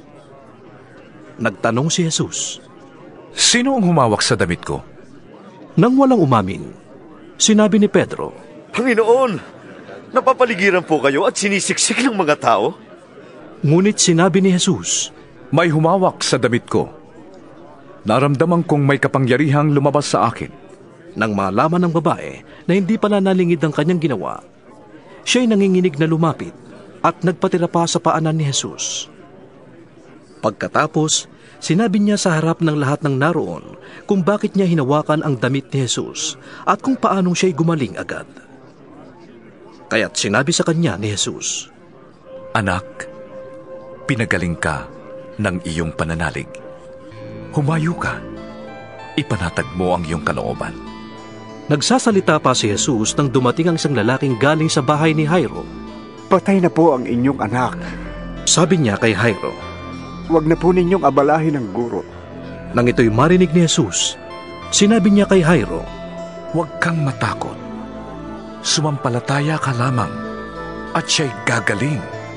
Pagdating sa bahay, wala siyang isinama sa loob kundi sina Pedro, Juan at Santiago at ang mga magulang ng dalagita.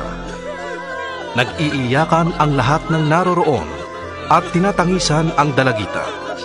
Ngunit sinabi ni Jesus, "Huwag kayong umiyak. Hindi siya patay. Natutulog lamang." Pinagtawanan nila si Jesus sapagkat alam nilang patay na ang dalagita. Ngunit hinawakan ni Jesus ang kamay nito at sinabi, "Ineng, bumangon ka." Nagbalik ang hininga ng dalagita at ito'y bumangon. Pagkatapos, pinabigyan siya ni Jesus ng pagkain. Gulat na gulat ang mga magulang ng dalagita, ngunit pinagbilinan sila ni Jesus na huwag sasabihin kanino man ang nangyari. 9 na kabanata. Tinipon ni Jesus ang 12 at binigyan sila ng kapangyarihang magpalayas ng mga demonyo at magpagaling ng mga sakit. Sinugo sila ni Jesus upang mangaral tungkol sa paghahari ng Diyos at magpagaling ng mga may sakit. Sila'y pinagbilinan niya, "Huwag kayong magbabaon ng anuman para sa inyong paglalakbay, kahit tungkod, supot, tinapay, salapi o bihisan man. Makituloy kayo sa sinumang tumanggap sa inyo at manatili kayo sa bahay niya hanggang sa pag-alis ninyo sa bayang yon.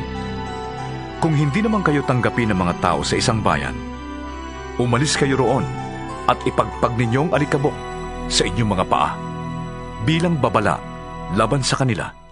Humayo nga ang mga alagad at naglakbay sa mga nayon. Ipinapangaral nila ang magandang balita at nagpapagaling sila ng mga may sakit saan man sila pumunta. Nabalitaan ni Herodes na pinuno ng Galilea ang mga nangyayari. Nabalisa siya sapagkat may nagsasabing muling nabuhay si Juan na tagapagbautismo. Sinasabi naman ng iba, "Nagpakita si Elias."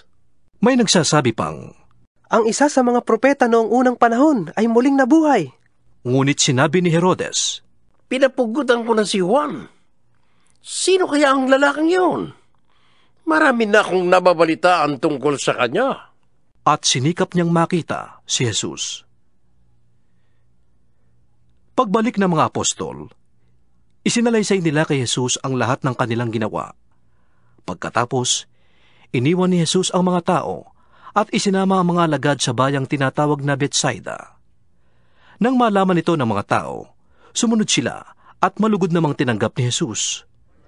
Tinuruan niya ang mga tao tungkol sa paghahari ng Diyos at pinagaling niya ang mga may karamdaman. Nang malapit ng lumubog ang araw, nilapitan siya ng 12 at sinabi, Paalisin na po ninyo ang mga tao nang makahanap sila ng makakain at matutuluyan sa mga nayo sa paligid. Nasa ilang na lugar po tayo. Ngunit sinabi niya, kayo ang magbigay sa kanila ng makakain. Wala po tayong pagkain kundi 5 tinapay at 2 isda lamang. Tugon naman nila, bibili po ba kami ng pagkain para sa lahat ng taong ito? May 5,000 ang mga lalaking naroon. Sinabi niya sa kanyang mga alagad, paupuin ninyo ang mga tao ng 50. Pinaupo nga nila ang lahat. Pagkatapos, kinuha ni Jesus ang 5 tinapay at 2 isda. Tumingin sa langit at nagpasalamat sa Diyos. Pinaghati-hati niya ang mga tinapay at isda at ibinigay sa kanyang mga alagad upang ipamahagi sa mga tao. Nakakain ang lahat at nabusog. Nang tipunin ng mga alagad ang lumabis, nakapuno sila ng 12 kaing. Isang araw, habang si Jesus ay nananalangin mag-isa, lumapit sa kanya ang mga alagad. Tinanong sila ni Jesus, ano ang sinasabi ng mga tao tungkol sa akin? Sino raw ako? Sumagot sila, ang sabi po ng ilan ay si Juan na tagapagbautismo kayo. Sabi naman ng iba, si Elias kayo. May nagsasabi namang muling nabuhay ang isa sa mga propeta nung unang panahon. Kayo naman, ano ang sabi ninyo? Tanong niya sa kanila. Kayo po ang Mesiyas ng Diyos. Sagot ni Pedro. Mahigpit na itinagubilin ni Jesus sa kanyang mga alagad na huwag nilang sasabihin ito kaninuman. Sinabi pa niya sa kanila, ang anak ng tao'y dapat magdanas ng maraming hirap. Itatakwil siya ng mga pinuno ng bayan, ng mga punong pari at ng mga tagapagturo ng kautusan. Siya ay ipapapatay nila. Ngunit sa 3 araw, muli siyang mabubuhay. At sinabi niya sa lahat, kung ang sino man ay magpasyang susunod sa akin, limutin niya ang ukol sa kanyang sarili, pasanin araw-araw ang kanyang krus, at sumunod sa akin. Ang naghahangad na magligtas ng kanyang buhay ay mawawalan nito. Ngunit ang handang mawalan ng kanyang buhay alang-alang sa akin ay magkakamit nito. Ano nga ang mapapala ng tao? Makamtan man niya ang buong daigdig, kung ang mapapahamak naman ay ang kanyang sarili. Kapag ako at ang aking mga salita ay ikakahiya ninuman, ikakahiya rin siya ng anak ng tao pagparito niyang taglay ang kanyang karangalan at ang karangalan ng Ama at ng mga banal na anghel. Tandaan ninyo, may ilan sa inyo ritong hindi mamamatay hanggat hindi nila nakikitang naghahari ang Diyos. Makalipas ang 1 linggo, umakyat si Jesus sa bundok upang manalangin. Isinama niya sina Pedro, Juan at Santiago. Habang siya'y nananalangin, nagbago ang anyo ng kanyang mukha at ang kanyang kasuotan ay nagningning sa kaputian. Biglang may nagpakitang 2 lalaki, sina Moises at Elias, na ang mga anyo ay nakakasilaw din. Sila'y nakikipag-usap kay Jesus tungkol sa nalalapit niyang kamatayan sa Jerusalem upang matupad niya ang layunin ng Diyos. Natutulog sina Pedro noon, ngunit sila'y biglang nagising at nakita nila si Jesus na nakakasilaw ang anyo at may kasamang 2 lalaki. Nang papaalis na ang mga lalaki, sinabi ni Pedro, Panginoon, mabuti po at nandito kami. Gagawa po kami ng 3 kubol. Isa sa inyo, isa kay Moises, at isa kay Elias. Ang totoo'y hindi niya nalalaman ang kanyang sinasabi. Nagsasalita pa siya nang matakpan sila ng isang ulap at sila'y natakot. Isang tinig ang nagsalita mula sa ulap. Ito ang aking anak, ang aking hinirang. Pakinggan ninyo siya. Nang tumigil ang tinig, nakita nilang nag-iisa na si Jesus. Hindi muna ipinamalita ng mga alagad ang kanilang nakita. Kinabukasan, bumaba sila mula sa bundok at si Jesus ay sinalubong ng napakaraming tao. Mula sa karamihan ay may isang lalaking sumigaw, Guro! Pakitinan nga po ninyo ang kaisa-isa kong anak na lalaki. Sinasaniban po siya ng isang espiritu at bigla na lamang siyang nagsisisigaw at nangingisay hanggang sa bumula ang bibig. Lubha po siyang pinapahirapan at halos ayaw ng tigilan. Nakiusap po ako sa inyong mga alagad na palayasin nila ang espiritu, ngunit hindi nila mapalayas. Sumagot si Jesus. Lahing napakasama at walang pananampalataya. Hanggang kailan pa ako dapat manatiling kasama ninyo? Hanggang kailan ko kayo pagtitiisan? At sinabi niya sa lalaki, dalhin niyo rito ang inyong anak. Nang papalapit na ang bata, sinalakay na naman siya ng demonyo. Bumagsak siya sa lupa at nagkikisay. Pinagsabihan ni Jesus ang masamang espiritu at pinagaling ang bata. Pagkatapos ay ibinigay sa kanyang ama. At nanggilalas ang mga tao sa nakita nilang kapangyarihan ng Diyos.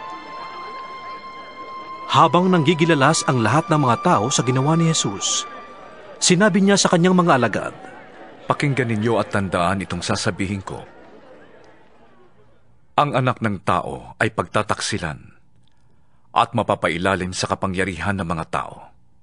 Ngunit hindi nila naunawaan yon sapagkat inilihim sa kanila ang kahulugan niyon.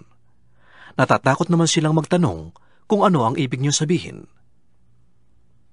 At nagtalo-talo ang mga alagad kung sino sa kanila ang pinakadakila. Alam ni Jesus ang kanilang iniisip, kaya tinawag niya ang isang maliit na bata at pinatayo sa tabi niya.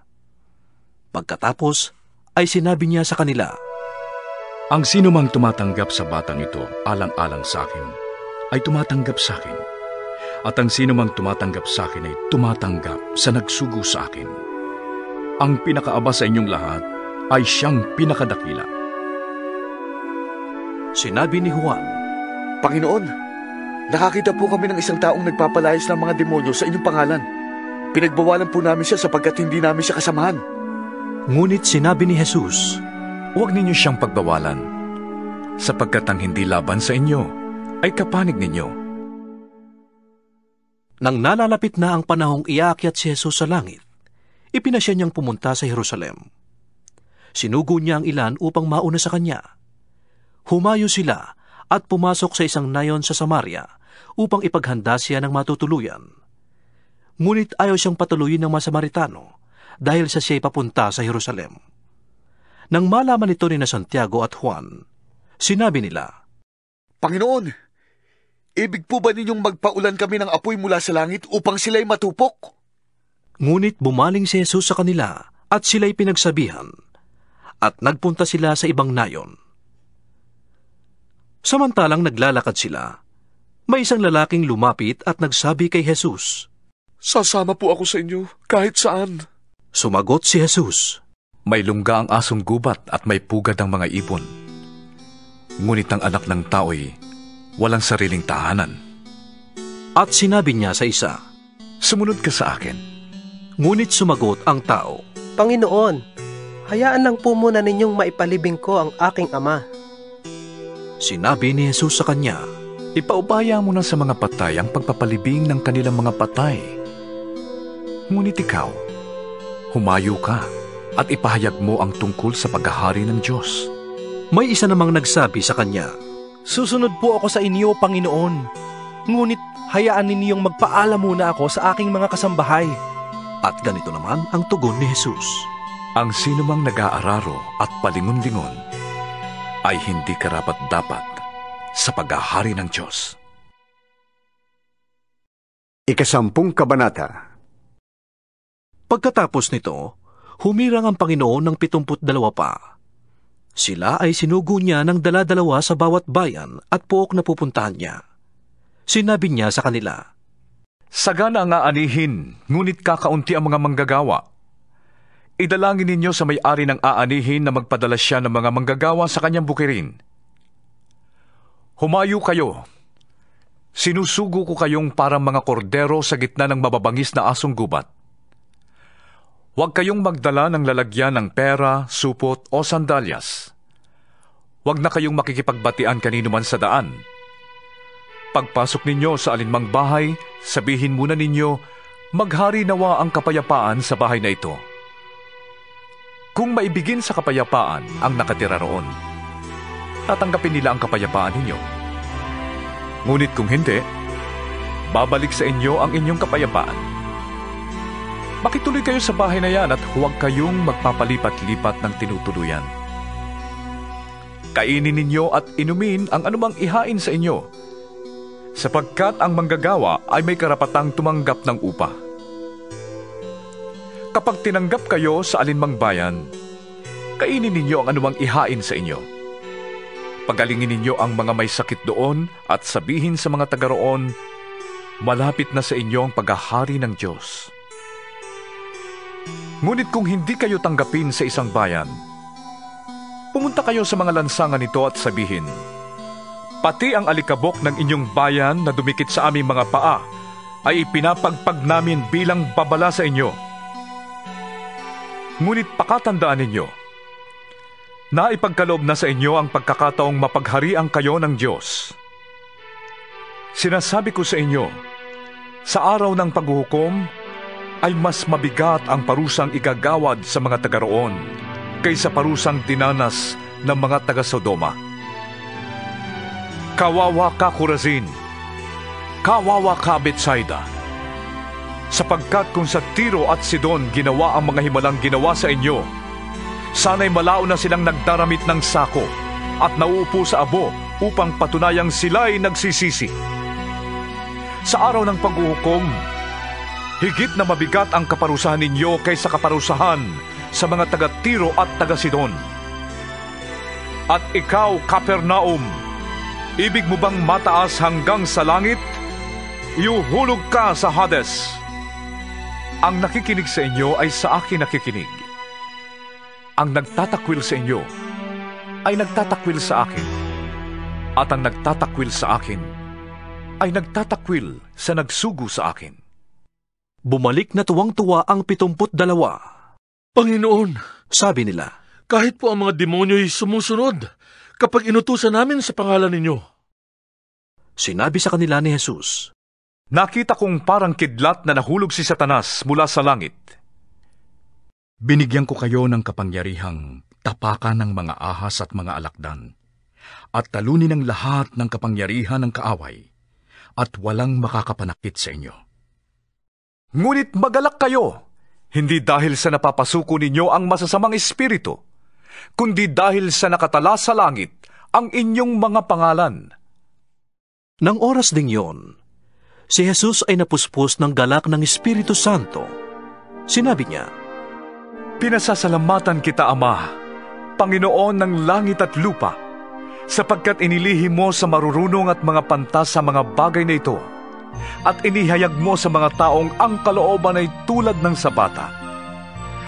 Oo, Ama, sapagkat ganoon ang ibig mong mangyari. Ibinigay sa akin ng aking Ama ang lahat ng bagay. Walang nakakakilala sa anak kundi ang Ama, at wala namang nakakakilala sa Ama kundi ang anak, at ang mga taong marapati ng anak na makakilala sa kanya. Humarap si Jesus sa mga alagad at sinabi ng walang ibang nakakarinig, mapalad kayo, sapagkat nakita ninyo ang inyong mga nakikita ngayon. Sinasabi ko sa inyo, maraming propeta at mga hari ang nagnasang makita ang inyong nakikita, ngunit hindi nila nakita. Hinangad din nilang mapakinggan ang inyong naririnig, ngunit hindi rin nila narinig. Isang dalubhasa sa kautusan ang lumapit kay Jesus upang siya'y subukin. Guro, anong dapat kong gawin upang magkaroon ako ng buhay na walang hanggan? Tanong niya. Sumagot si Jesus, ano bang nakasulat sa kautusan? Ano bang nababasa mo roon? Tugon ng dalubhasa, ibigin mo ang Panginoon mong Diyos ng buong puso, buong kaluluwa, buong lakas, at buong pag-iisip, at ibigin mo ang iyong kapwa gaya ng pag-ibig mo sa iyong sarili. Tama ang sagot mo, sabi ni Jesus. Gawin mo yan at magkakamit ka ng buhay na walang hanggan. Upang huwag siyang lumabas na kahiyahiya, nagtanong pa ang dalubhasa, sino naman ang aking kapwa? Sumagot si Jesus, May isang taong naglalakbay buhat sa Jerusalem papuntang Jericho. Hinarang siya ng mga tulisan. Kinuha pati damit sa katawan, binugbog at iniwang halos patay na. Nagkataong dumaan doon ang isang paring Hudyo. Nang makita ang taong nakahantusay, lumihis siya at nagpatuloy sa kanyang paglakad. Dumaan din ang isang Levita. Ngunit nang makita niyang nasaktan, lumihis din ito at nagpatuloy sa kanyang paglakad. Ngunit may isang Samaritanong naglalakbay na napadaan doon. Nakita niya ang biktima at siya'y nahabag. Nilapitan niya ito. Binuhusan ng langis at alak ang mga sugat at binendahan. Pagkatapos, isinakay ng Samaritano sa sarili niyang hayop ang lalaki at dinala ito sa bahay panuluyan at inalagaan doon. Kinabukasan, binigyan niya ng 2 denaryo ang may-ari ng bahay panuluyan at sinabi, "Heto, alagaan mo siya at kung higit pa riyan ang iyong magagastos, babayaran ko sa aking pagbabalik." Sa palagay mo, sino kaya sa 3 ang naging tunay na kapwa ng taong hinarang ng mga tulisan? Tanong ni Jesus. Ang nagpakita ng habag sa kanya. Tugon ng dalubhasa. Sinabi sa kanya ni Jesus, "Humayo ka't ganun din ang gawin mo." Nagpatuloy si Jesus at ang kanyang mga alagad sa kanilang paglalakbay at pumasok sila sa isang nayon. Malugod silang tinanggap sa tahanan ng isang babaeng nagngangalang Marta. May kapatid siyang Maria ang pangalan. Naupo ito sa paanan ng Panginoon upang makinig sa kanyang itinuturo.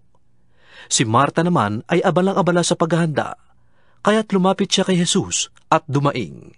"Panginoon, baliwala po ba sa inyo na pinabayaan ako ng kapatid kong maghanda ng nag-iisa?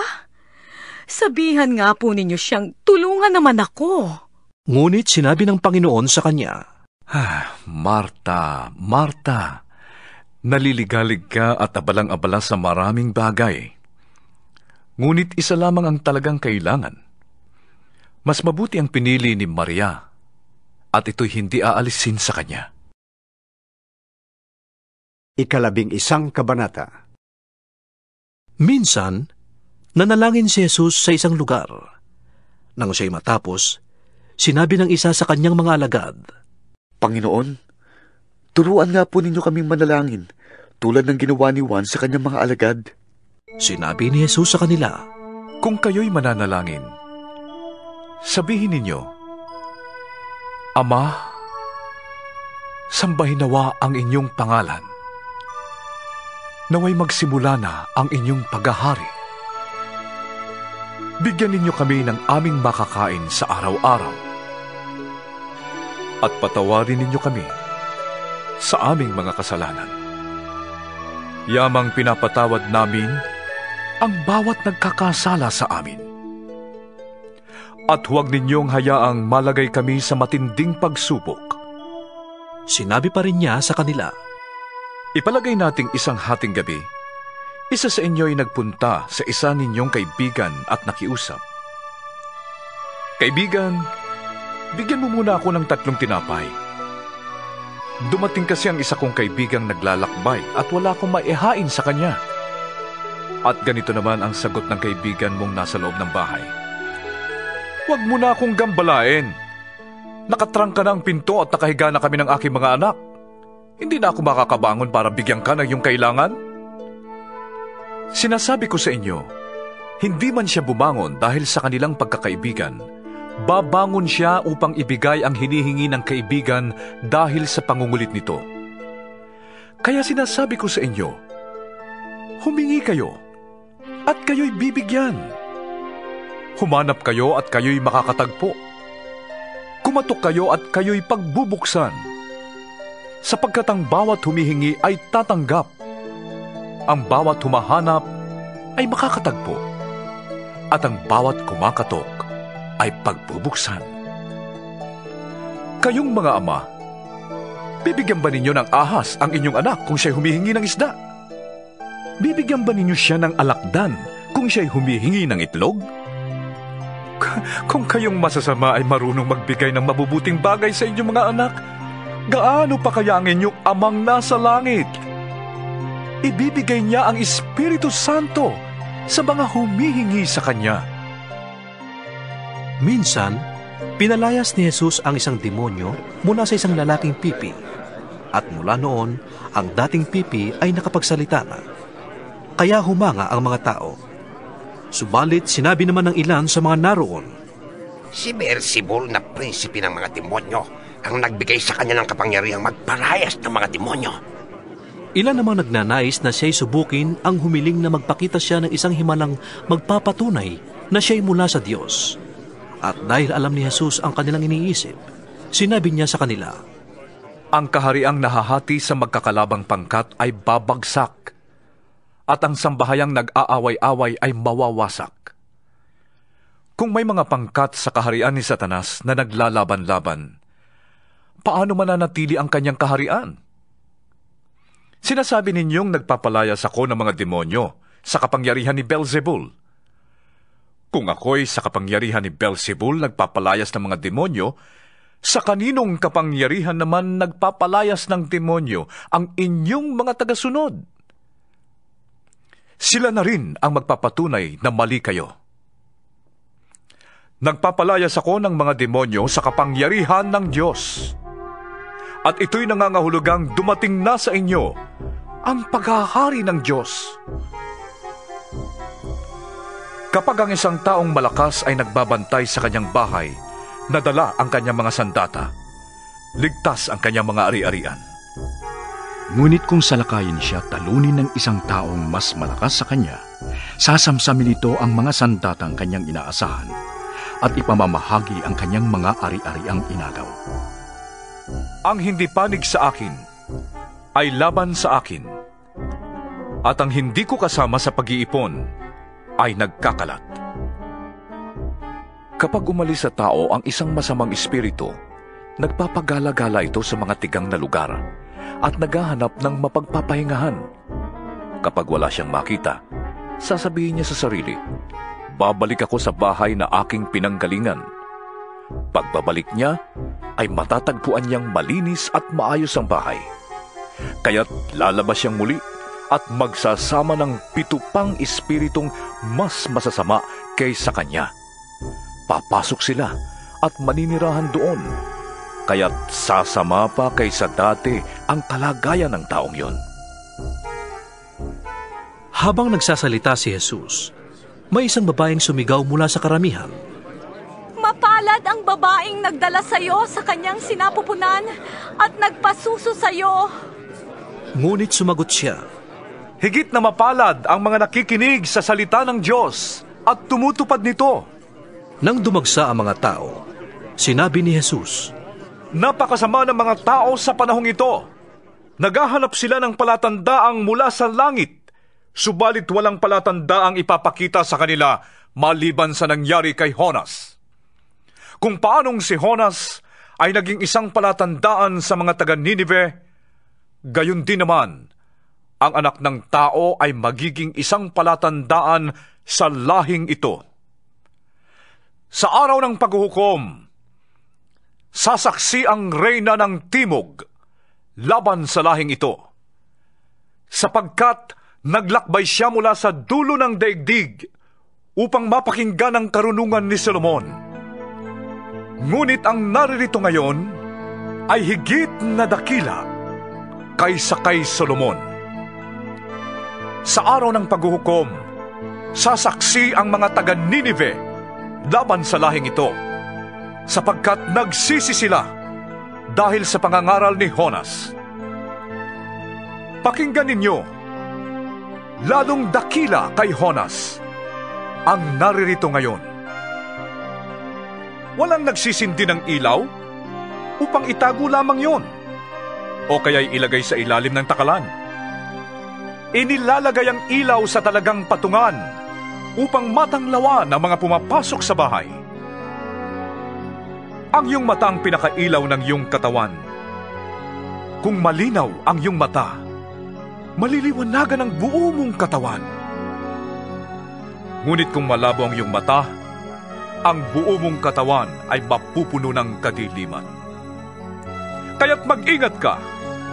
Baka ang liwanag na inakala mong nasa iyo ay kadiliman pala. Kung nasa liwanag ang buo mong katawan at walang bahaging nasa dilim, lubos siyang maliliwanagan. Para kang tinatanglawan ng isang maliwanag na ilaw. Pagkatapos magsalita, si Jesus ay inanyayahan ng isang Pariseo upang kumain sa bahay niya. Nagpaunlak si Jesus at dumulog sa hapag. Nagulat ang Pariseo nang makita niyang si Jesus ay hindi muna naghugas ng kamay. Sinabi sa kanya ng Panginoon, Kayong mga Pariseo, hinuhugasan ninyo ang labas ng tasa at ng pinggan, ngunit ang loob ninyo'y punong-puno ng kasakiman at kasamaan. Mga hangal, hindi ba't ang lumikha ng nasa labas ang siya ring may likha ng nasa loob? Ipamahagi muna ninyo sa mga dukha ang laman ng inyong mga tasa at pinggan at magiging malinis ang lahat ng bagay para sa inyo. Kahabag-habag kayong mga Pariseo, ibinibigay ninyo ang 10 bahagi ng yerba buena, ruda at iba pang halamang panimpla sa pagkain. Ngunit kinakaligtaan naman ninyo ang katarungan at ang pag-ibig sa Diyos. Tamang gawin ninyo ang una, ngunit hindi nyo dapat kaligtaan ang ikalawa. Kahabag-habag kayong mga Pariseo, mahihilig kayo sa mga tanging upuan sa mga sinagoga at ibig ninyong pagpugayang kayo sa mga palengke.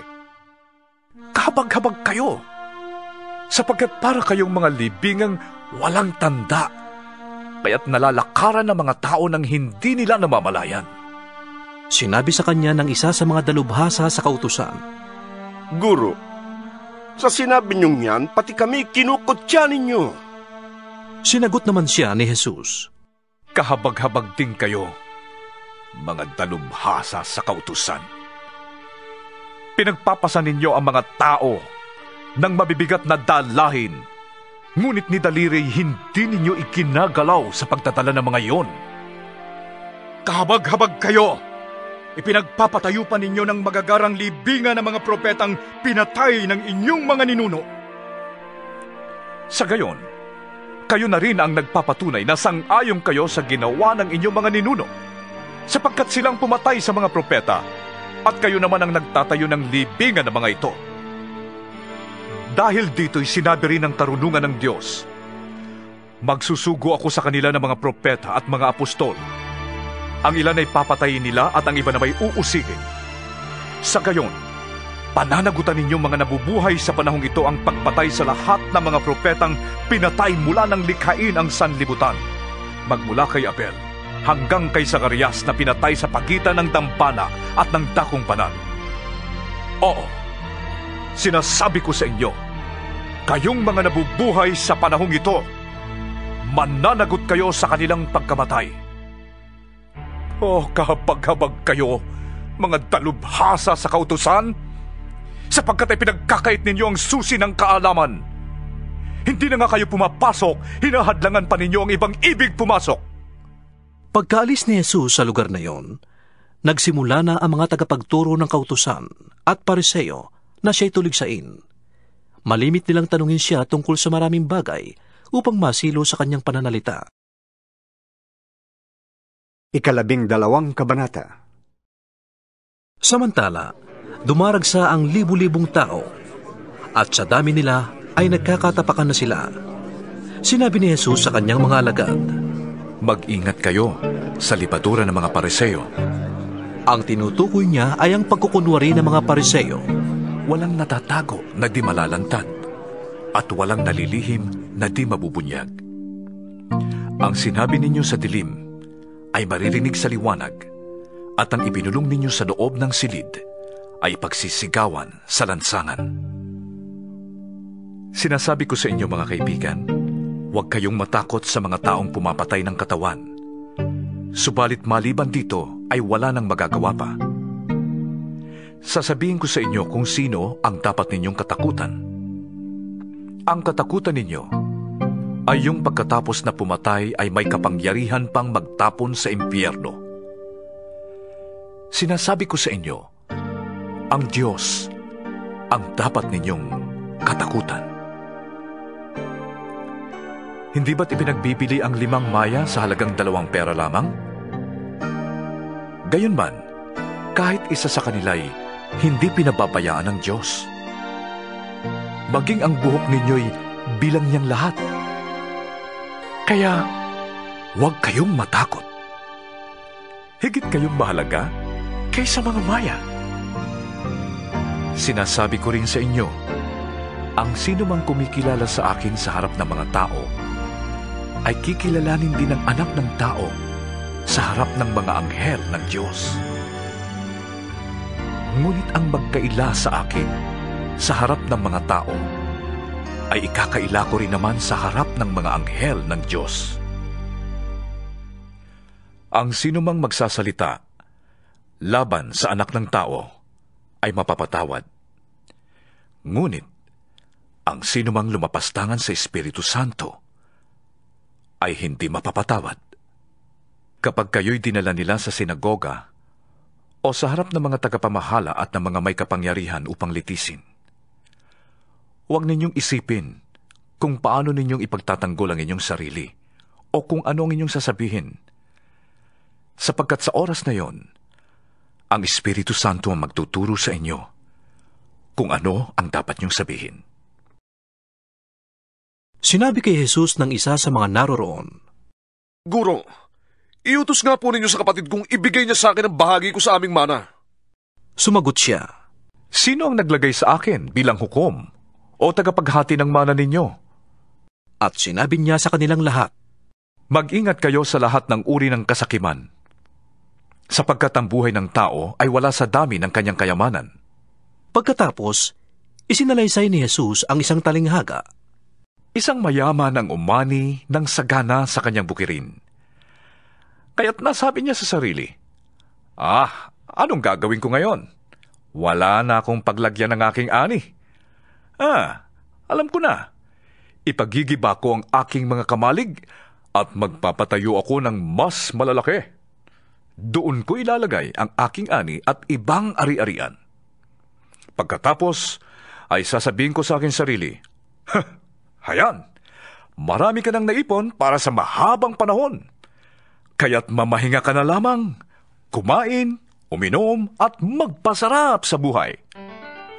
Ngunit sinabi sa kanya ng Diyos, Hangal, sa gabi ring ito'y babawian ka na ng buhay. Kanino ngayon mapupunta ang mga inilaan mo para sa iyong sarili? Ganyan ang sasapitin ng sino mang nagtitipo ng kayamanan para sa sarili, ngunit dukha naman sa paningin ng Diyos. Sinabi pa ni Jesus sa kanyang mga alagad, Kaya't sinasabi ko sa inyo, huwag kayong mabahala tungkol sa pagkain kakailanganin ninyo para mabuhay, o tungkol sa damit na kakailanganin ng inyong katawan. Sapagkat ang buhay ay higit na mahalaga kaysa pagkain, at ang katawan kaysa pananamit. Tingnan ninyo ang mga uwak. Hindi sila nagtatanim ni umaani? Wala silang bodega ni kamalig. Ngunit, pinapakain sila ng Diyos. Higit kayong mahalaga kaysa mga ibon. Sino sa inyo ang makapagpapahaba ng kanyang buhay ng kahit 1 oras sa pamamagitan ng pagkabalisa? Kung hindi ninyo magawa ang ganoong kaliit na bagay, bakit kayo nababalisa tungkol sa ibang mga bagay? Tingnan ninyo ang mga bulaklak sa parang at unawain kung paano silang lumalago. Hindi sila nagtatrabaho ni humahabi? Ngunit sinasabi ko sa inyo, kahit si Solomon, sa kabila ng kanyang kayamanan, ay hindi nakapagdamit ng kasing ganda ng isa sa kanila. Kung dinadamitan ng Diyos ang mga damo sa parang na buhay ngayon at kinabukas ay iginagatong sa kalan, kayo pa kaya? Kay liit ng inyong pananalig sa Kanya. Kaya't huwag kayong labis na mag-isip kung saan kayo kukuha ng kakainin at iinumin. huwag kayong mabalisa. Ang mga bagay na ito ang pinagkakaabalahan ng mga taong di nananalig sa Diyos. Alam ng inyong Ama na kailangan ninyo ang lahat ng yan.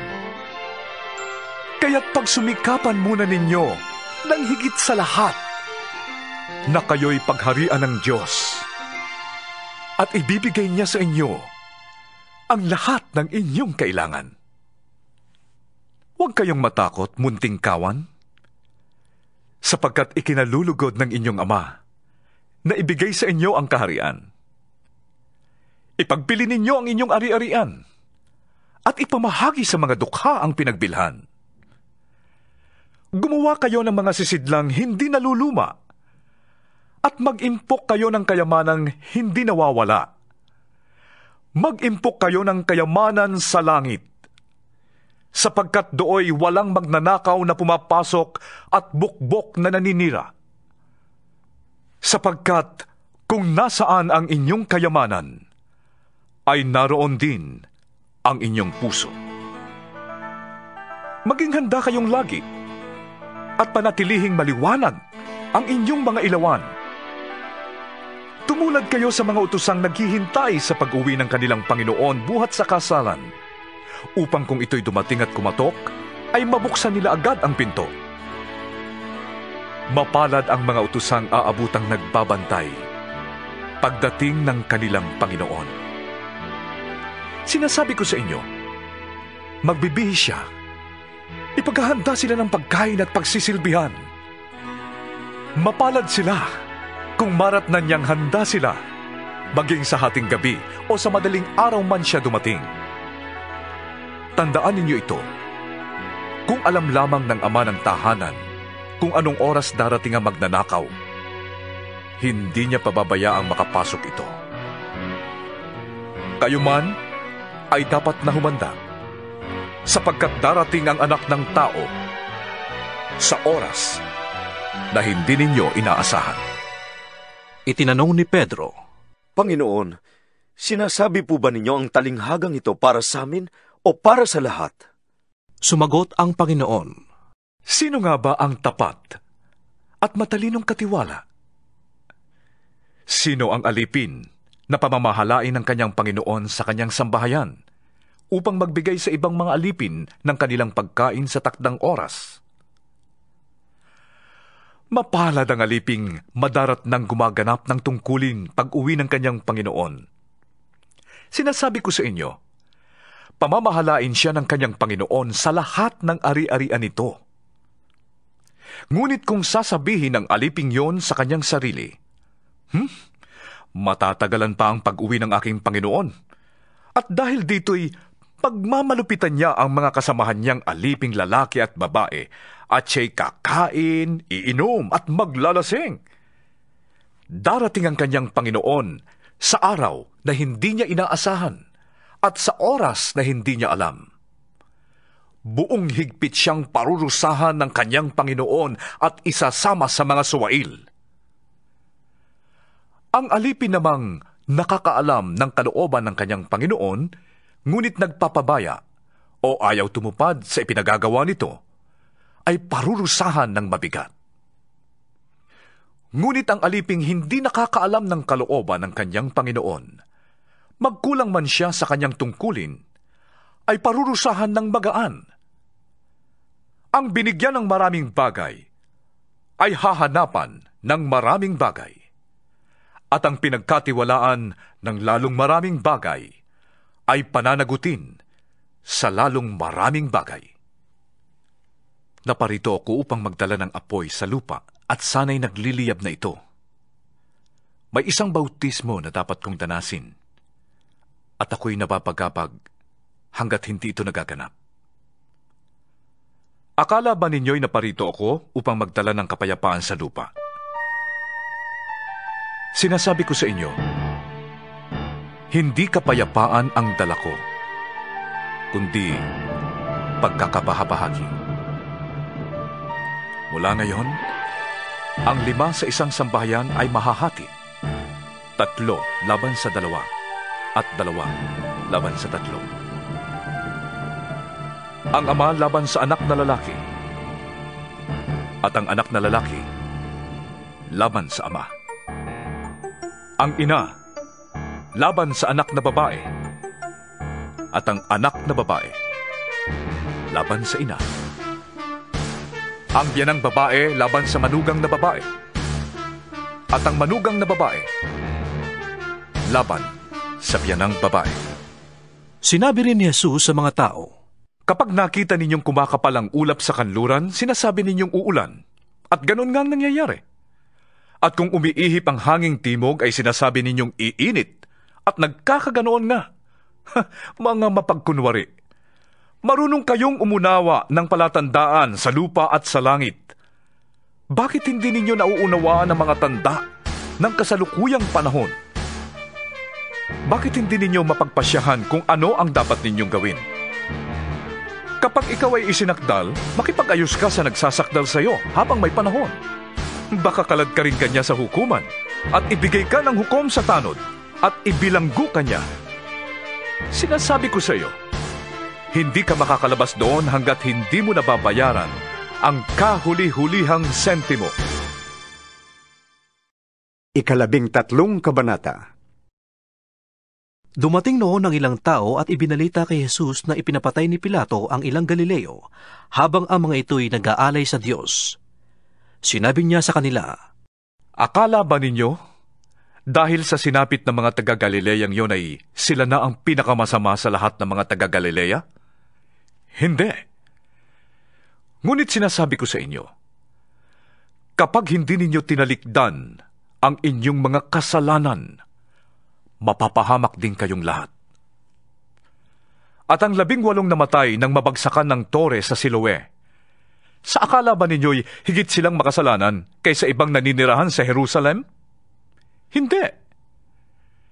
Ngunit sinasabi ko sa inyo, kapag hindi ninyo tinalikdan ang inyong mga kasalanan, mapapahamak din kayong tulad nila. Sinabi pa sa kanila ni Jesus ang talinghagang ito, may isang taong may tanim na puno ng igos sa kanyang upasan. Minsan, tiningnan niya kung may bunga ang puno. Ngunit wala siyang nakita. Dahil dito, sinabi niya sa tagapag-alaga ng upasan, 3 taon na akong pumaparito at naghahanap ng bunga sa punong ito, ngunit wala akong makita. Putulin mo na. Nakakasikip lang yan. Ngunit sumagot ang tagapag-alaga, huwag po muna nating putulin sa taong ito. Huhukayin ko ang palibot at lalagyan ng pataba. Baka po sakaling mamunga na sa darating na taon. Kung hindi pa, ipaputol na po ninyo. Isang araw ng pamamahinga, si Jesus ay nagtuturo sa isang sinagoga. May isang babae roon na 18 taon nang may karamdamang likha ng isang masamang espiritu. Siya'y hukot na hukot at hindi na makauna. Nang siya'y makita ni Jesus, tinawag siya at sinabi sa kanya, magaling na kayo. Ipinatong ni Jesus ang kanyang mga kamay sa babae, at noon di gumaling ang babae at nagpuri sa Diyos. Ngunit nagalit ang tagapamahala ng sinagoga sapagkat nagpagaling si Jesus sa araw ng pamamahinga. Kaya't sinabi niya sa mga tao, may 6 na araw na inilaan upang kayo'y magtrabaho. Sa mga araw na yung kayo pumarito, upang kayo'y mapagaling sa inyong mga sakit. Huwag sa araw ng pamamahinga. Sinagot siya ng Panginoon, mga mapagkunwari, hindi ba't kinakalag ninyo sa sabsaban ang inyong baka o asno at dinadala sa painuman kahit sa araw ng pamamahinga? Ang anak na ito ni Abraham ay ginapos ni Satanas sa loob ng 18 taon. Hindi ba dapat na siya'y kalagan kahit sa araw ng pamamahinga? Napahiya ang lahat ng kumakalaban kay Jesus sa sagot niyang ito. Natuwa naman ang mga tao dahil sa lahat ng kahangahangang bagay na ginawa niya. Sinabi ni Jesus, ano ang katulad ng paghahari ng Diyos? Saan ko ito ihahambing? Ang katulad nito'y isang buto ng mustasa na itinanim ng isang tao sa kanyang halamanan. ito'y lumaki hanggang sa maging isang punong kahoy. At ang mga ibon ay nagpupugad sa mga sanga nito. Sinabi pa ni Jesus, Saan ko itutulad ang paghahari ng Diyos? Ito'y katulad ng pampaalsa na inihalo ng isang babae sa 3 takal na harina. Kaya't umalsa ang buong masa. Nagpatuloy si Jesus sa kanyang paglalakbay at siya'y nagtuturo sa bawat bayan at nayon na kanyang dinaraanan papuntang Jerusalem. May nagtanong sa kanya, Ginoo, kakaunti po ba ang maliligtas? Sinabi niya sa kanila, Pagsikapan ninyong makapasok sa makipot na pintuan. Sinasabi ko sa inyo, marami ang magpipilit na pumasok, ngunit hindi makakapasok. Kapag ang pinto ay isinara na ng puno ng sambahayan, magtitiis kayong nakatayo sa labas at katok ng katok. Sasabihin ninyo, Panginoon, papasukin po ninyo kami. Ngunit sasabihin niya sa inyo, hindi ko kayo nakikilala. Sasabihin naman ninyo, kumain po kami at uminom na kasalo ninyo at nagturo pa kayo sa aming mga lansangan. Sasabihin naman niya, hindi ko kayo nakikilala.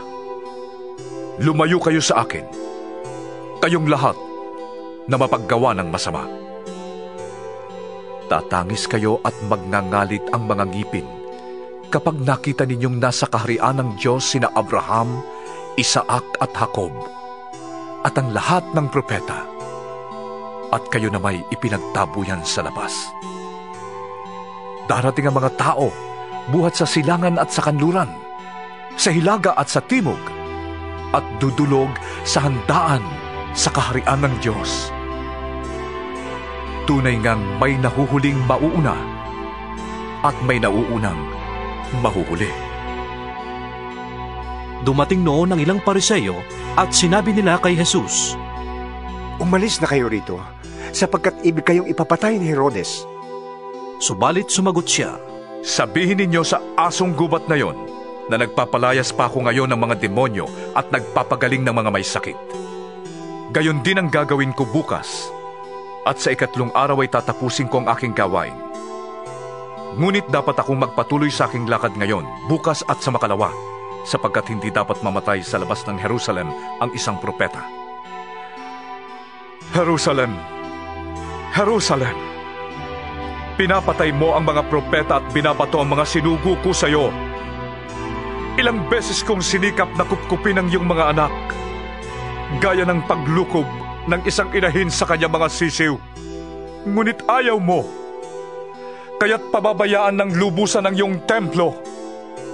Sinasabi ko sa iyo, hindi mo na ako makikita hanggang sa dumating ang oras na sasabihin mo, pagpalain nawa ang dumarating sa pangalan ng Panginoon. 14 na kabanata. Isang araw ng pamamahinga, si Jesus ay inanyayahang kumain sa bahay ng isang pinuno ng mga Pariseo at binabantayan nilang mabuti ang kanyang mga kilos. Lumapit kay Jesus ang isang taong minamanas, kaya tinanong niya ang mga Pariseo at ang mga dalubhasa sa kautusan. Naaayon ba sa kautusan ang magpagaling sa araw ng pamamahinga o hindi? Ngunit hindi sila umimik, kaya't hinawakan ni Jesus ang may sakit. Pinagaling ito at saka pinauwi. Pagkatapos, sinabi niya sa kanila, Kung kayo'y may anak o bakang nahulog sa balon, hindi ba ninyo ito iaahon agad kahit araw ng pamamahinga? At hindi sila nakasagot sa tanong na ito. Napansin ni Jesus na ang pinipili ng mga panauhin ay ang mga upuang pandangal. Kaya't sinabi niya ang talinghagang ito sa kanila. Kapag inanyayahan ka sa isang kasalan, huwag ka agad uupo sa upuang pandangal. Baka may inanyayahang mas marangal kaysa sayo. Baka lapitan ka na nag-anyaya sa inyong dalawa at sabihin sayo, maaari bang ibigay mo ang upuang yan sa taong ito? Sa gayon, mapapahiya ka at doon ka uupo sa pinakaabang upuan. Ang mabuti, kapag naanyayahan ka, doon ka muna maupo sa pinakaabang upuan. Kapag lumapit sa iyo ang nag-anyaya at kanyang sinabi, "Kaibigan, dito ka sa kabisera," magtatamo ka ng malaking karangalan sa harap ng lahat ng mga panauhin, sapagkat ang nagpapakataas ay ibababa, at ang nagpapakababa ay itataas. Sinabi naman ni Jesus sa nag-anyaya sa kanya, "Kapag naghahanda ka ng isang salo-salo, huwag ang iyong mga kaibigan, mga kapatid, mga kamag-anak o mayayamang kapitbahay ang aanyayahan mo, sapagkat aanyayahan ka rin nila, at sa gayon, magagantihan ka na.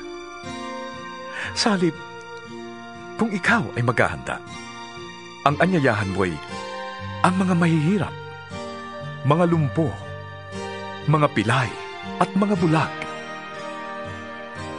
Kapag ganito ang ginawa mo, magiging mapalad ka, sapagkat hindi man sila makaganti sa iyo, ang Diyos ang gaganti sa iyo sa muling pagkabuhay ng mga banal." Narinig ito ng isa sa mga kasalo niya roon, at sinabi sa kanya, "Mapalad ang makakasalo sa hapag sa kaharian ng Diyos." Sumagot si Jesus, "Isang lalaki ang naghanda ng isang malaking salo-salo, at marami siyang inanyayahan. Nang dumating ang oras ng handaan, inutusan niya ang kanyang mga alipin at ipinasabi sa mga inanyayahan, 'Halina kayo, handa na ang lahat.' Ngunit, nagdahilan silang lahat. Ang sabi ng una, 'Nakabili ako ng bukid at kailangan ko itong puntahan. Kayo na sana bahalang magpaumanhin sa akin.' Sinabi naman ng isa, 'Nakabili ko ng 5 pares na torong pang-araro at kailangan kong masubukan ng mga yon. Kayo na sana ang bahalang magpaumanhin sa akin.' Sinabi naman ng isa pa, 'Ako'y bagong kasal, kaya't hindi ako makakadalo.' Bumalik ang alipin at ibinalita ito sa kanyang Panginoon. Naggalit ang Panginoon at sinabi sa alipin, 'Madali, lumabas ka sa mga lansangan at makikipot na daan ng lunsod at isama mo rito ang mga mahihirap, mga lumpo, mga bulag at mga pilay.' At sinabi ng alipin, 'Panginoon, nagawa ko na po ang iniutos ninyo, ngunit maluwag pa.' Kaya't sinabi ng Panginoon sa alipin, 'Lumabas ka sa mga lansangan at sa mga daan at pilitin mong pumarito ang sinumang makita mo upang mapuno ang aking bahay. Sinasabi ko sa inyo, isa man sa mga unang inanyayahan ay hindi makakatikim ng aking handa.'" Sumama kay Jesus ang napakaraming tao.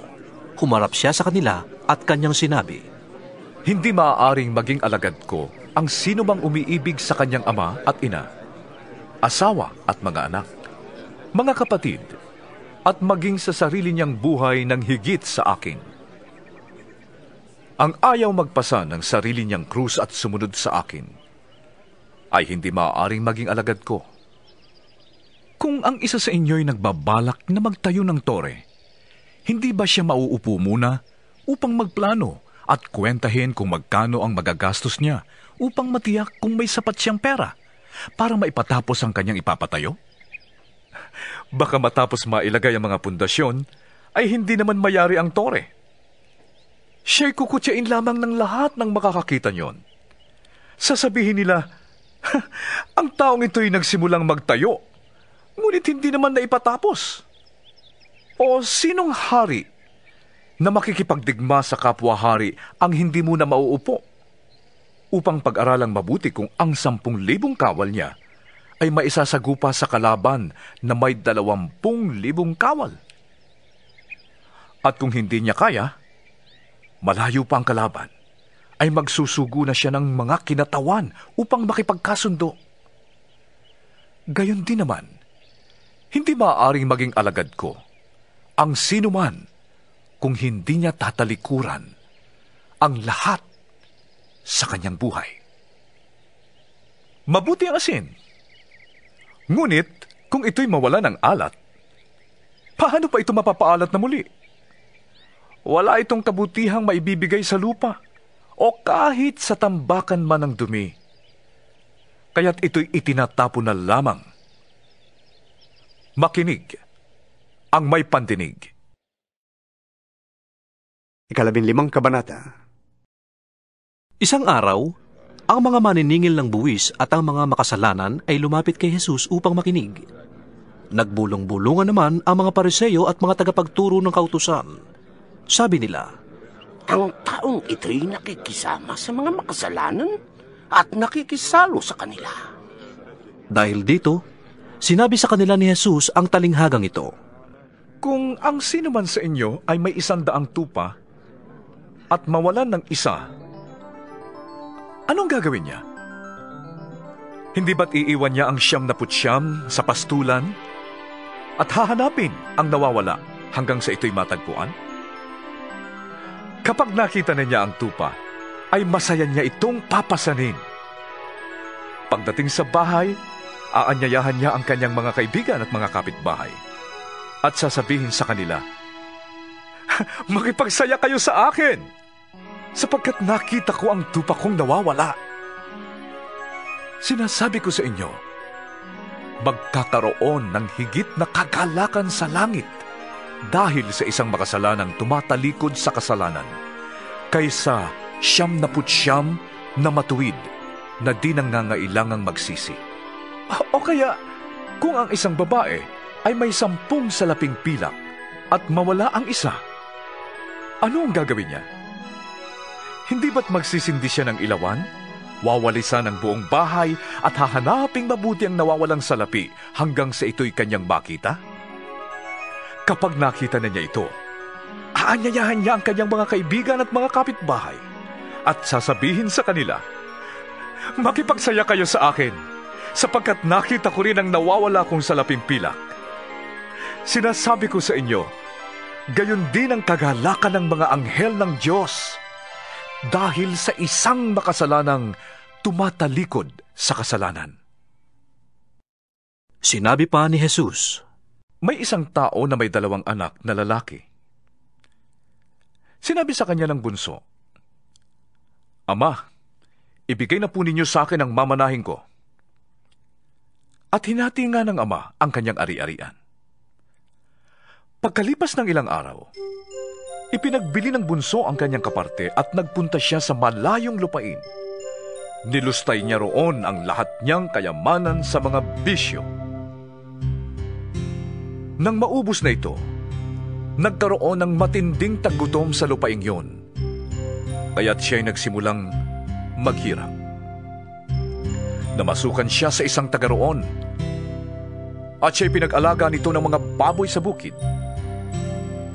Sa tindi ng kanyang gutom, at dahil sa wala namang magbigay sa kanya ng pagkain, ay ibig na niyang kainin kahit ang mga bungang kahoy na kinakain ng mga baboy. Napag-isip-isip niya noon ang kanyang ginawa, at nasabi niya sa sarili, "Oh, labis-labis ang pagkain ng mga utusan ng aking ama. Samantalang ako'y namamatay dito sa gutom. Babalik ako sa aking ama at sasabihin ko sa kanya, 'Ama, nagkasala po ako sa Diyos at sa inyo. Hindi na po ako karapat-dapat na tawaging anak ninyo. Ibilang na lamang ninyo akong isa sa inyong mga utusan.' At tumindig nga siya at umuwi sa kanila. At malayo pa'y natanawan na siya ng kanyang ama. At dala ng malaking pagkahabag, ay patakbo siyang sinalubong, niyakap at hinalikan. Sinabi ng anak, "O ama, nagkasala po ako sa Diyos at sa inyo. Hindi na po ako karapat-dapat na tawaging anak ninyo." Ngunit tinawag ng ama ang kanyang mga alila. "Madali, kunin ninyo ang pinakamagarang damit at bihisan ninyo siya. Suotan ninyo siya ng singsing at bigyan ninyo siya ng sandalyas. patayin ninyo ang pinatabang guya at tayo'y magdiwang. Sapagkat ang anak kong ito ay namatay na, ngunit siya ay nabuhay. Nawala, ngunit muling natagpuan. At sila nga'y nagdiwang. Nasa bukid noon ang anak na panganay. Nang umuwi siya at malapit na sa bahay, narinig niya ang tugtugan at sayawan. Tinawag niya ang isang utusan at tinanong, "Bakit? Anong meron sa atin?" "Dumating po ang inyong kapatid," tugon ng utusan.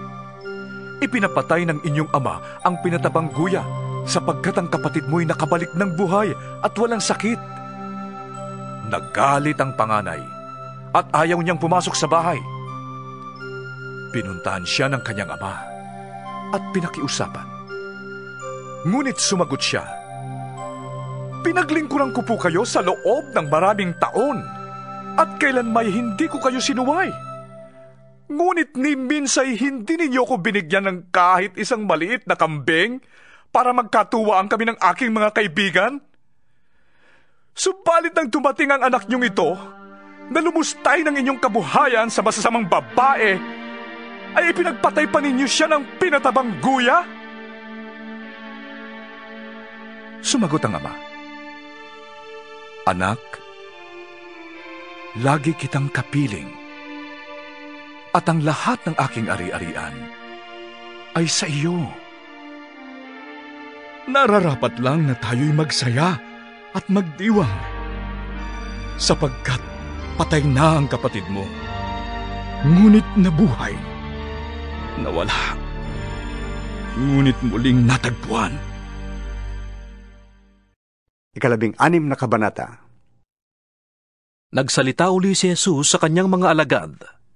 May taong mayaman na may isang katiwala. May nagsumbong sa kanyang nilulustay nito ang kanyang ari-arian. Kaya ipinatawag niya ang katiwala at tinanong, "Ano ba itong naririnig ko tungkol sa iyo? Ihanda mo ang ulat ng iyong pangangasiwa sapagkat tatanggalin na kita sa iyong tungkulin." Sinabi ng katiwala sa kanyang sarili, "Anong gagawin ko? Aalisin na ako ng aking amo sa pangangasiwa. Hindi ko kayang magbungkal ng lupa. Nahihiya naman akong magpalimos. Alam ko na ang aking gagawin. Maalis man ako sa pangangasiwa, ay may tatanggap naman sa akin sa kanilang tahanan." Isa-isa niyang tinawag ang mga may utang sa kanyang amo. Tinanong niyang una, "Gaanong utang mo sa aking amo?" Sumagot ito, 100 tapayang langis po. "Heto ang kasulatan ng iyong pagkakautang. Dali, maupo ka't palitan mo, gawin mong 50, sabi ng katiwala. At tinanong naman niya ang isa, "Ikaw, gaanong utang mo?" Sumagot ito, 100 kabang trigo po. "Heto ang kasulatan ng iyong pagkakautang," sabi niya. "Isulat mo 80. Pinuri ng amo ang tusong katiwala dahil sa katalinuhang ipinamalas nito, sapagkat ang mga makalupa ay mas mahusay gumawa ng paraan kaysa mga makadiyos sa paggamit ng mga bagay ng mundong ito." At nagpatuloy si Jesus ng pagsasalita, "Kaya't sinasabi ko sa inyo, gamitin ninyo ang kayamanan ng mundong ito sa paggawa ng mabuti sa inyong mga kapwa upang kung maubos na yon, ay tanggapin naman kayo sa tahanang walang hanggan. Ang mapagkakatiwalaan sa maliit na bagay ay mapagkakatiwalaan din sa malaking bagay. Ang mandaraya sa maliit na bagay ay mandaraya rin sa malaking bagay. Kaya kung hindi kayo mapagkakatiwalaan sa mga kayamanan ng mundong ito, sino magtitiwala sa inyo ng tunay na kayamanan? At kung hindi kayo mapagkakatiwalaan sa kayamanan ng iba, sino ang magbibigay sa inyo ng talagang para sa inyo? Walang aliping maaaring maglingkod sa dalawang Panginoon, sapagkat kamumuhian niya ang isa at iibigin ang ikalawa. Paglilingkuran ng tapat ang isa at hahabakin ang ikalawa. Hindi kayo maaaring maglingkod sa Diyos at sa kayamanan. Nang marinig ito ng mga Pariseo, tinuya nila si Jesus sapagkat sakim sila sa salapi. Kaya't sinabi niya sa kanila, Nagpapanggap kayong matuwid sa harap ng mga tao, ngunit alam ng Diyos ang nilalaman ng inyong mga puso, sapagkat ang itinuturing na mahalaga ng mga tao ay kasuklam-suklam sa paningin ng Diyos. Ang kautusan ni Moises at ang sinulat ng mga propeta ay may bisa hanggang sa pagdating ni Juan na tagapagbautismo. Buhat noon ay ipinapangaral na ang magandang balita tungkol sa paghahari ng Diyos, at ang lahat ay nagpipilit na makapasok dito. Mas madali pang maglaho ang langit at ang lupa kaysa mawalan ng bisa ang kaliit-liitang titik ng kautusan.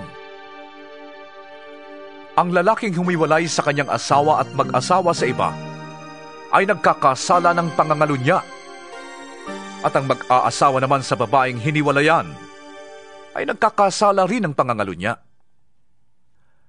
May isang mayamang laging nagdaramit ng mamahalin at saganang-sagana sa pagkain araw-araw. May isa namang pulubing nagngangalang Lazaro na tadtad ng sugat at nakahiga sa may tarangkahan ng mayaman, sa hangad na matapunan man lamang ng mga mumong nahuhulog mula sa hapag ng mayaman. At dooy nilalapitan siya ng mga aso at dinidilaan ang kanyang mga sugat. Namatay ang pulubi, at siya'y dinala ng mga anghel sa piling ni Abraham. Namatay rin ang mayaman at inilibing. Sa gitna ng kanyang pagdurusa sa Hades, natanaw ng mayaman si Lazaro sa piling ni Abraham. Kaya't sumigaw siya, Amang Abraham, mahabag po kayo sa akin. Utusan po ninyo si Lazaro na isawsaw sa tubig ang dulo ng kanyang daliri at basain ang aking dila, sapagkat ako'y naghihirap sa apoy na ito. Ngunit sumagot si Abraham, Anak, alalahanin mong nagpasasa ka sa buhay noong ikaw ay nasa lupa, at si Lazaro naman ay nagtiis ng kahirapan. Subalit ngayon ay maligaya siya rito, samantalang ikaw na may nagturo sa riyan. Bukod dito, may malaking bangin sa pagitan natin, kaya't ang mga naririto ay hindi makakapunta dyan, at ang mga naririyan ay hindi makakapunta rito. At sinabi ng mayaman, Kung gayon po, Amang Abraham, ipinapakiusap ko pong papuntahin na lamang ninyo si Lazaro sa bahay ng aking ama, sa aking 5 kapatid na lalaki. Suguin po ninyo siya upang balaan sila nang hindi sila humantong sa takong ito ng pagdurusa. Ngunit sinabi sa kanya ni Abraham, Nasa kanila ang mga sinulat ni Moises at ng mga propeta. Yon ang kanilang sundin. Hindi po sapat ang mga yon, tugon ng mayaman.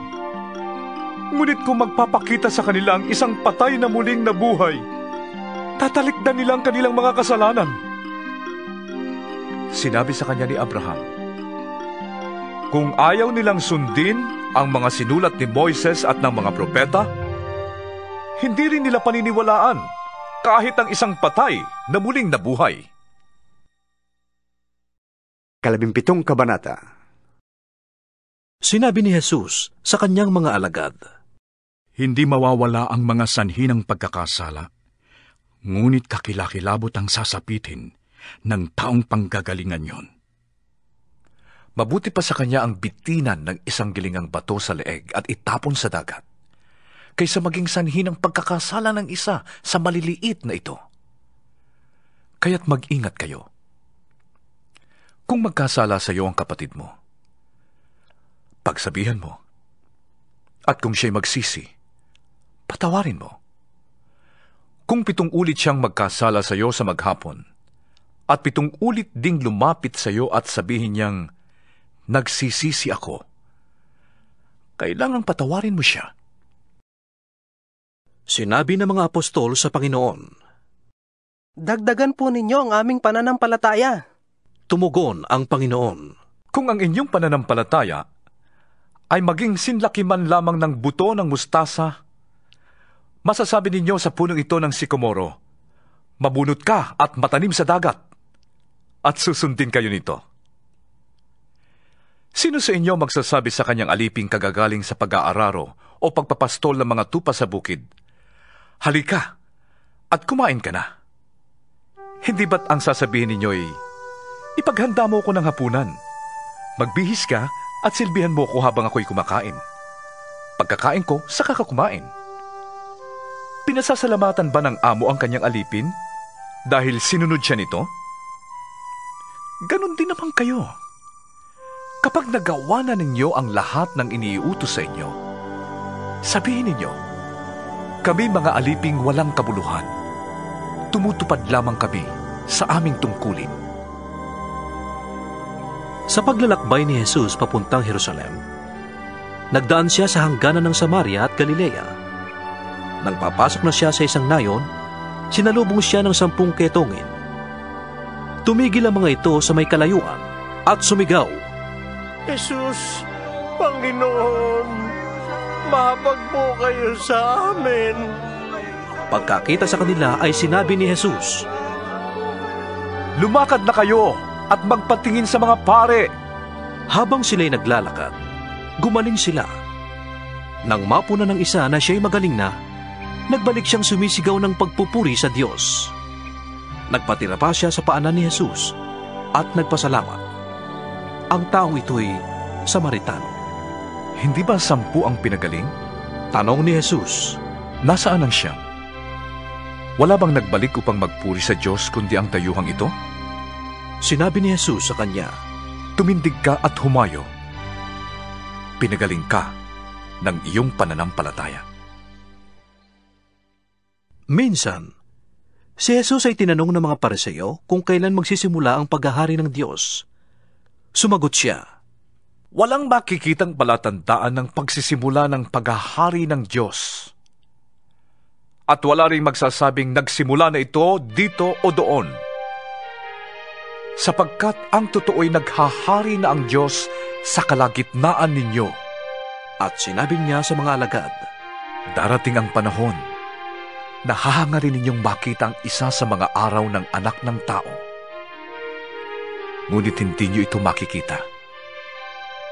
May magsasabi sa inyo, naroon siya o narito siya. Huwag kayong pumunta at huwag kayong maniniwala sa kanila. Sapagkat pagsapit ng takdang araw, ang anak ng tao ay darating na parang kidlat na nagpapaliwanag sa buong kalangitan sa isang iglap.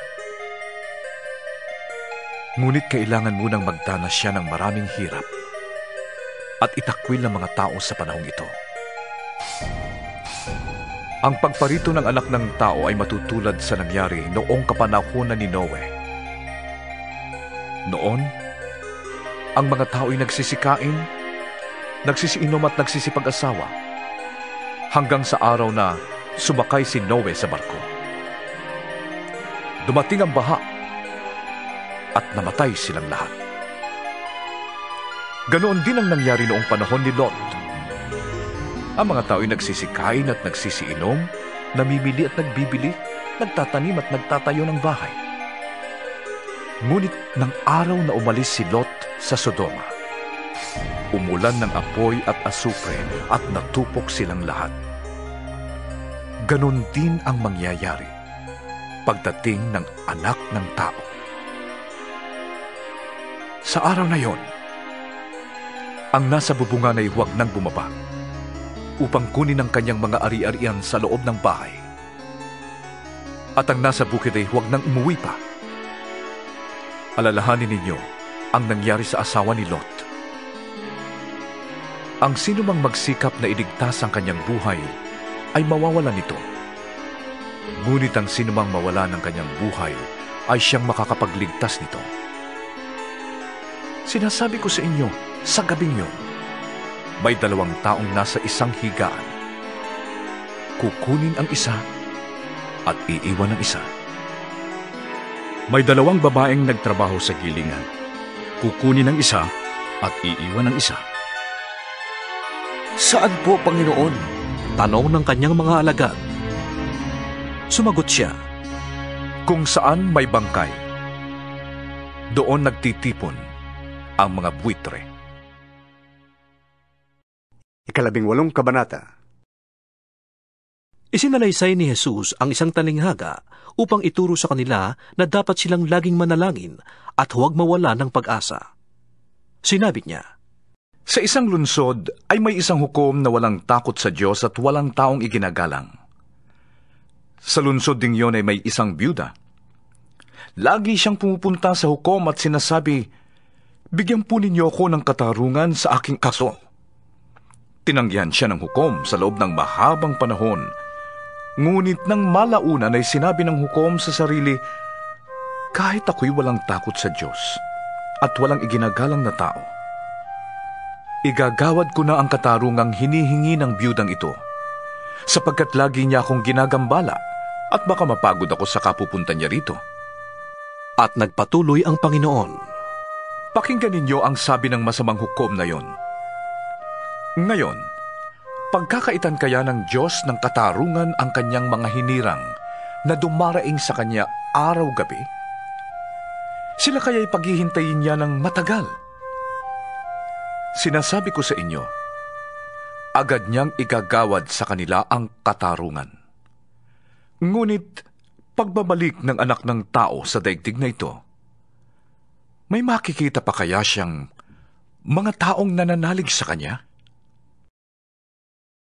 Sinabi rin niya ang talinghagang ito sa mga taong mababa ang tingin sa iba at nag-aakalang sila'y matuwid. May 2 lalaking pumasok sa templo upang manalangin. Ang isa'y Pariseyo at ang isa na may maniningil ng buwis. Tumindig ang Pariseyo at nanalangin ng ganito tungkol sa kanyang sarili. O Diyos, nagpapasalamat ako sa iyo sapagkat hindi ako katulad ng iba na mga magnanakaw, mandaraya, mga ngalunya, o kaya'y katulad ng maniningil ng buwis na yon. 2 beses akong nag-aayuno sa loob ng 1 linggo at nagbibigay pa ako ng 10 bahagi ng lahat ng aking kinikita. Samantala, ang maniningil ng buwis na may nakatayo sa malayo at di man lamang makatingin sa langit. Dinadagukan niya ang kanyang dibdib at sinasabi, O Diyos, mahabag po kayo sa akin na isang makasalanan. Sinasabi ko sa inyo, ang lalaking ito'y umuwing pinatawad sa kanyang mga kasalanan. Ngunit ang una ay hindi. Sapagkat ang sinumang nagpapakataas ay ibababa, at ang nagpapakababa ay itataas. Inilalapit ng mga tao kay Jesus pati ang kanilang mga sanggol upang hilingin ipatong niya sa mga ito ang kanyang kamay. Nang ito'y makita ng mga alagad, kinagalitan nila ang mga tao.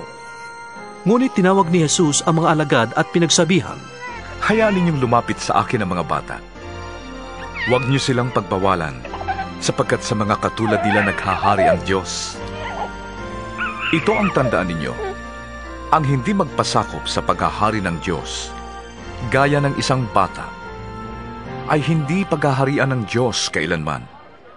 May isang pinuno ng bayan na nagtanong kay Jesus, Mabuting guro, ano po ba ang dapat kong gawin upang makamtan ko ang buhay na walang hanggan?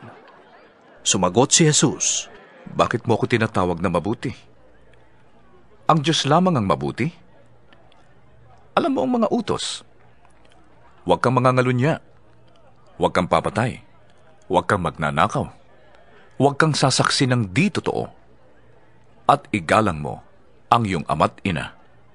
Sinabi ng lalaki, ang lahat pong iyan ay tinutupad ko na mula pa sa aking pagkabata. Pagkarinig nito ay sinabi ni Jesus, isang bagay pa ang kulang sa iyo. Ipagbili mo ang lahat ng iyong ari-arian at ipamahagi sa mga dukha ang pinagbilhan, at magkakaroon ka ng kayamanan sa langit. Pagkatapos, bumalik ka at sumunod sa akin. Nalungkot ang lalaki nang marinig yon, sapagkat siya'y napakayaman. Nakita ni Jesus na nalulungkot ang lalaki, kaya't sinabi niya, Napakahirap pasakop sa paghahari ng Diyos ang mayayaman. Mas madali pang makaraan sa butas ng karayom ang isang kamelyo kaysa pasakop sa paghahari ng Diyos ang isang mayaman. Nagtanong ang mga naroong nakikinig. Kung gayon, sino po ang maliligtas? Ang hindi kayang gawin ng tao ay magagawa ng Diyos. Tugon ni Jesus. Nagsalita naman si Pedro. Panginoon, iniwan po namin ang aming tahanan at sumunod sa inyo. Sinabi sa kanila ni Jesus, Tandaan ninyo ito. Kapag iniwan ni Numan ang kanyang tahanan, asawa, mga kapatid, mga magulang, o mga anak, upang pasakop sa paghahari ng Diyos, siya'y tatanggap sa buhay na ito ng higit sa kanyang iniwan. At sa panahong darating, tatanggap pa siya ng buhay na walang hanggan. Ibinukod ni Jesus ang 12 at sinabi sa kanila, Pupunta tayo sa Jerusalem at dooy matutupad ang lahat ng isinulat ng mga propeta tungkol sa anak ng tao. Siya'y ibibigay sa kamay ng mga hentil, kukutsain, hahamakin, at duduraan. Siya'y hahagupitin at papatayin. Ngunit sa 3 araw ay muli siyang mabubuhay. Subalit walang naunawaan ng 12 sa kanilang narinig.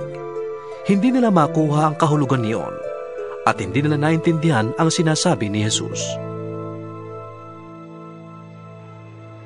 Malapit na si Jesus sa Jericho. May isang lalaking bulag na nakaupo sa tabi ng daan at nagpapalimos. Nang marinig niyang nagdaraan ng maraming tao, itinanong niya kung ano ang nangyayari. Nagdaraan si Jesus na taga Nazaret. Sabi nila sa kanya. At siya'y sumigaw, Jesus! Anak ni David! Mamag po kayo sa akin! Sinasaway siya ng mga nasa unahan, ngunit lalo pa niyang nilakasan ang pagsigaw. Anak ni David! Mamag po kayo sa akin! Tumigil si Jesus at ipinatawag ang bulag. Paglapit ng bulag, ay tinanong siya ni Jesus, Anong gusto mong gawin ko para sa iyo? Panginoon, ibig ko po sanang makakitang muli. Sagot niya. At sinabi ni Jesus, Mangyari ang ibig mo. Pinagaling ka ng iyong pananampalataya. Noon di nakakita ang bulag at sumunod kay Jesus na nagpuri sa Diyos. Nang makita ito ng mga tao, silang lahat ay nagpuri sa Diyos. 19 na kabanata. Pumasok si Jesus sa Jericho at naglakad sa kabayanan. May isang tao roong ang pangalan ay Zakeo, isang pinuno ng mga maniningil ng buwis at mayaman. Sinisikap niyang makita si Jesus upang makilala kung sino ito. Ngunit dahil sa siya'y pandak at sa dami ng tao, hindi niya ito makita. Kaya't patakbo siyang nagpauna sa dadaanan ni Jesus at umakyat sa isang puno ng sikomoro. Pagtapat ni Jesus sa lugar na yon, tumingala siya kay Zakeo at sinabi, Zakeo, bumaba ka agad, sapagkat kailangan kong tumuloy ngayon sa iyong bahay. Nagmamadaling bumaba si Zakeo at tuwang-tuwang tinanggap si Jesus sa kanyang bahay. Lahat ng nakakita nito ay nagbulong-bulungan. Nakikituloy siya sa isang makasalanan? Sabi nila.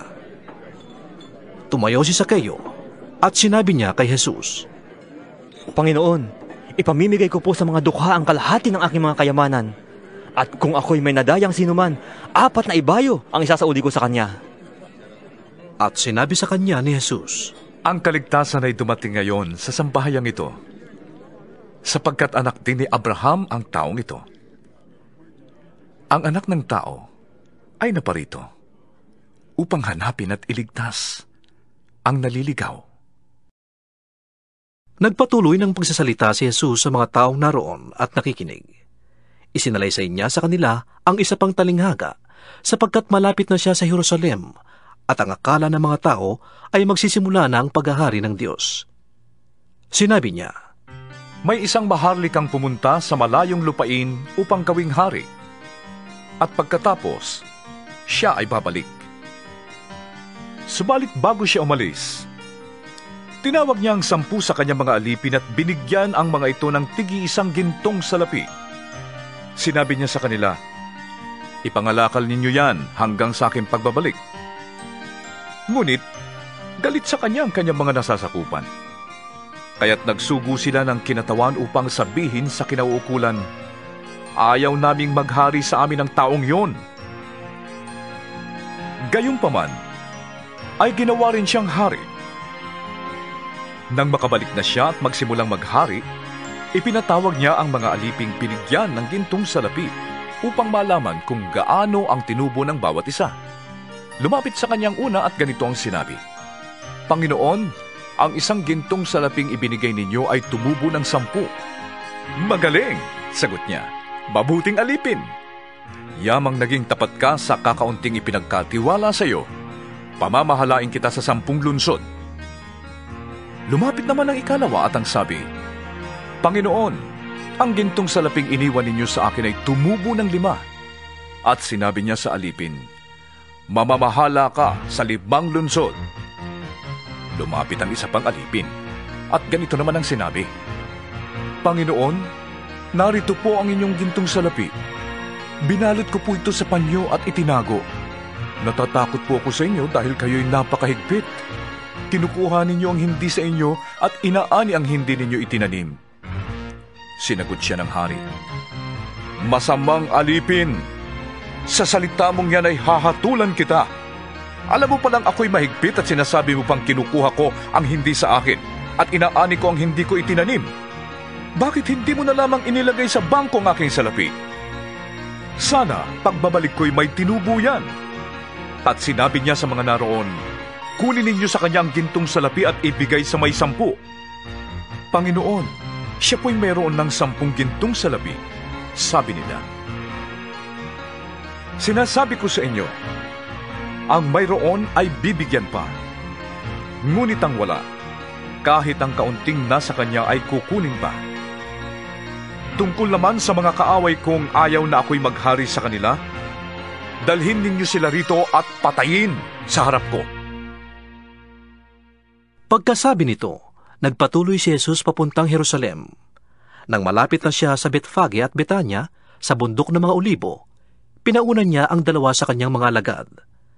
Sinabi niya sa kanila, "Pumunta kayo sa susunod na nayon at matatagpuan ninyo roon ang isang bisirong asnong nakatali. Hindi pa yun nasasakyan ni numan. Kalagan ninyo at dalhin dito. Kapag may nagtanong kung bakit ninyo yung kinakalagan, sabihin ninyong kailangan nyo ng Panginoon." Lumakad nga ang mga inutusan at natagpuan nila ang asno, ayon sa sinabi ni Jesus. Habang kinakalagan nila ang hayop, tinanong sila ng mga may-ari, "Bakit ninyo kinakalagan yan?" "Kailangan po ito ng Panginoon." Tugon nila. Dinala nila kay Jesus ang asno, at matapos isapin sa likod nito ang kanilang mga balabal, siya'y pinasakay nila. Habang siya'y nakasakay sa asno at naglalakbay papuntang lungsod, inilalatag naman ng mga tao ang kanilang mga balabal sa kanyang dinaraanan. Nang siya'y malapit na sa lungsod, palusong na sa libis ng bundok ng mga Olibo, nagsigawan sa tuwa ang lahat ng alagad niya at malakas na nagpuri sa Diyos dahil sa mga kahanga-hangang pangyayaring kanilang nasaksihan. Sinabi nila, "Purihin ang haring dumarating sa pangalan ng Panginoon! Kapayapaan sa langit! Papuri sa kataas-taasan!" Sinabi naman sa kanya ng ilang pariseyong kasama ng karamihan, "Guro, sawayin nga ninyo ang inyong mga alagad." Sumagot siya, "Sinasabi ko sa inyo, kapag tumahimik sila, ang mga bato na ang sisigaw."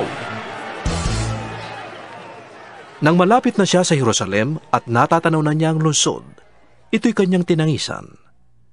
Sinabi niya, "Kung nalalaman mo lamang sa araw na ito, kung ano ang makakapagdulot sa iyo ng kapayapaan. Ngunit ito'y lingid ngayon sa iyong paningin. Darating ang mga araw na magkakampo sa paligid mo ang iyong mga kaaway. Palilibutan kanila at gigipitin sa kabi-kabila. Wawasakin kanila at lilipulin ang lahat ng taong nasasakupan mo. Wala silang iiwang magkapatong na bato, sapagkat hindi mo pinansin ang pagdalaw sa iyo ng Diyos. Pumasok si Jesus sa templo at kanyang ipinagtabuyan ang mga nagtitinda roon.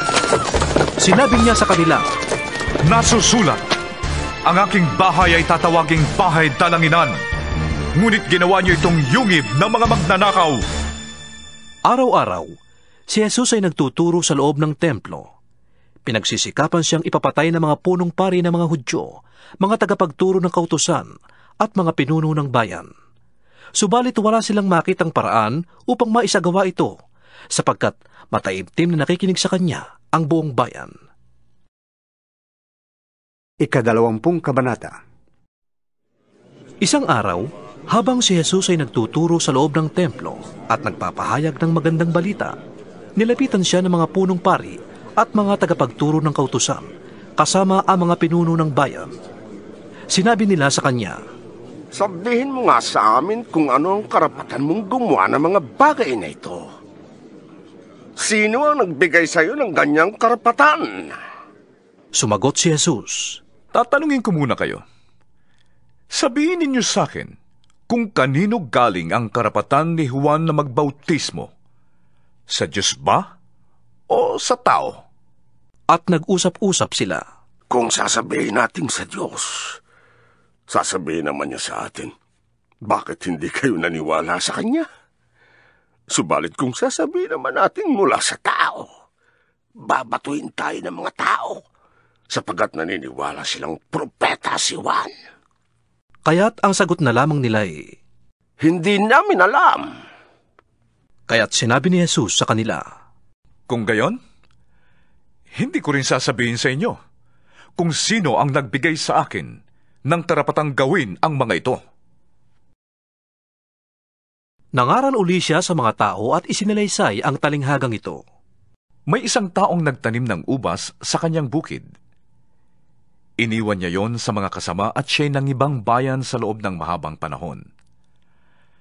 Nang dumating ang panahon ng pitasan ng ubas, pinapunta niya sa ubasan ng isa niyang alipin upang kunin ang kanyang kaparte. Ngunit binugbog ng mga kasama ang alipin at pinauwing walang dala. Nagsugo siyang muli ng isa pang alipin, at ito man ay binugbog, hinamak, at pinauwing walang dala. Nagsugo pa siya ng ikatlo, subalit sinugatan din ito at ipinagtabuyan. Napag-isip-isip ng may-ari ng ubasan, ano kaya ang mabuti kong gawin? Mabuti pa yata'y ang minamahal kong anak ang papupuntahin ko. Tiyak na siya'y igagalang nila. Ngunit nang makita ng mga kasama ang anak ng may-ari ng ubasan, nag-usap-usap sila at ang sabi, "Ito ang tagapagmana.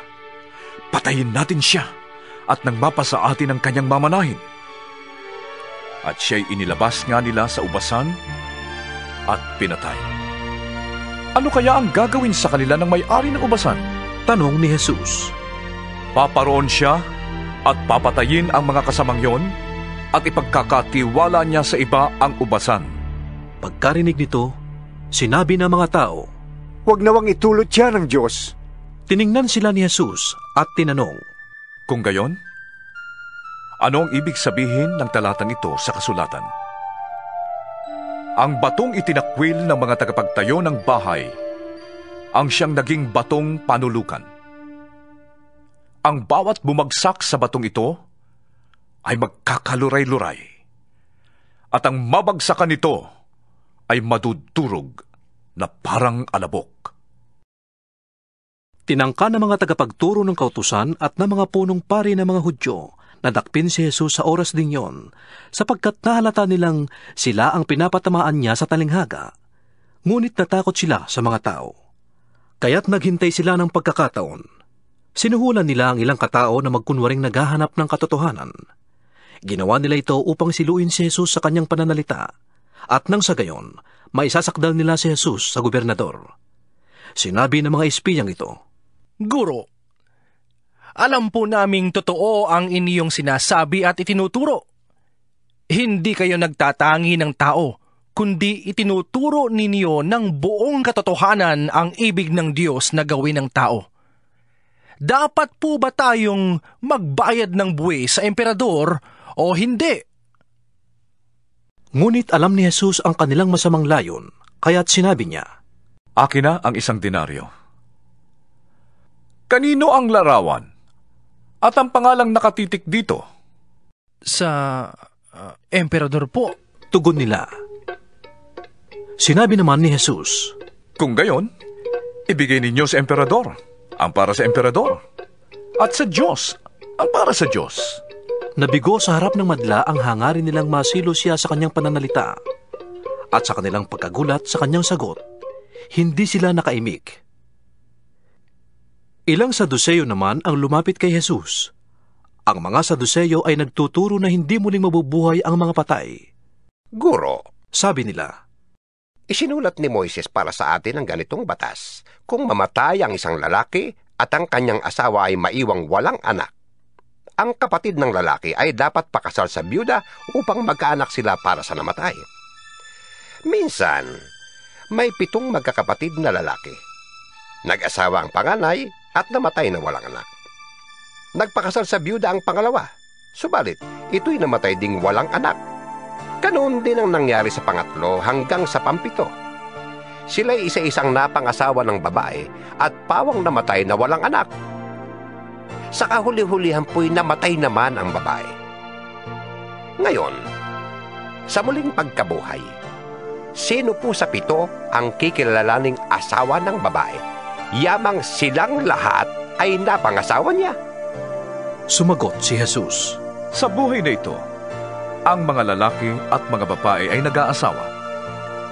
Ngunit sa kabilang buhay, ang mga magiging karapat-dapat sa muling pagkabuhay ay hindi na mag-aasawa. Hindi na rin sila mamamatay, sapagkat matutulad sila sa mga anghel. Sila'y mga anak ng Diyos, yamang sila'y kabilang sa mga muling binuhay. Maging si Moises ay nagpapatunay na muling binubuhay ang mga patay, sapagkat sa kanyang kasaysayan, tungkol sa nagliliyab na mababang puno, ang Panginoon ay tinawag niyang Diyos ni Abraham, Diyos ni Isaac, at Diyos ni Jacob. Kaya't ang Diyos ay hindi Diyos ng mga patay, kundi ng mga buhay. Sa Kanya'y buhay ang lahat. Sinabi ng ilan sa mga tagapagturo ng kautusan, Guro, maganda ang sagot ninyo. At mula noon, ay wala nang nangahas na magtanong sa kanya.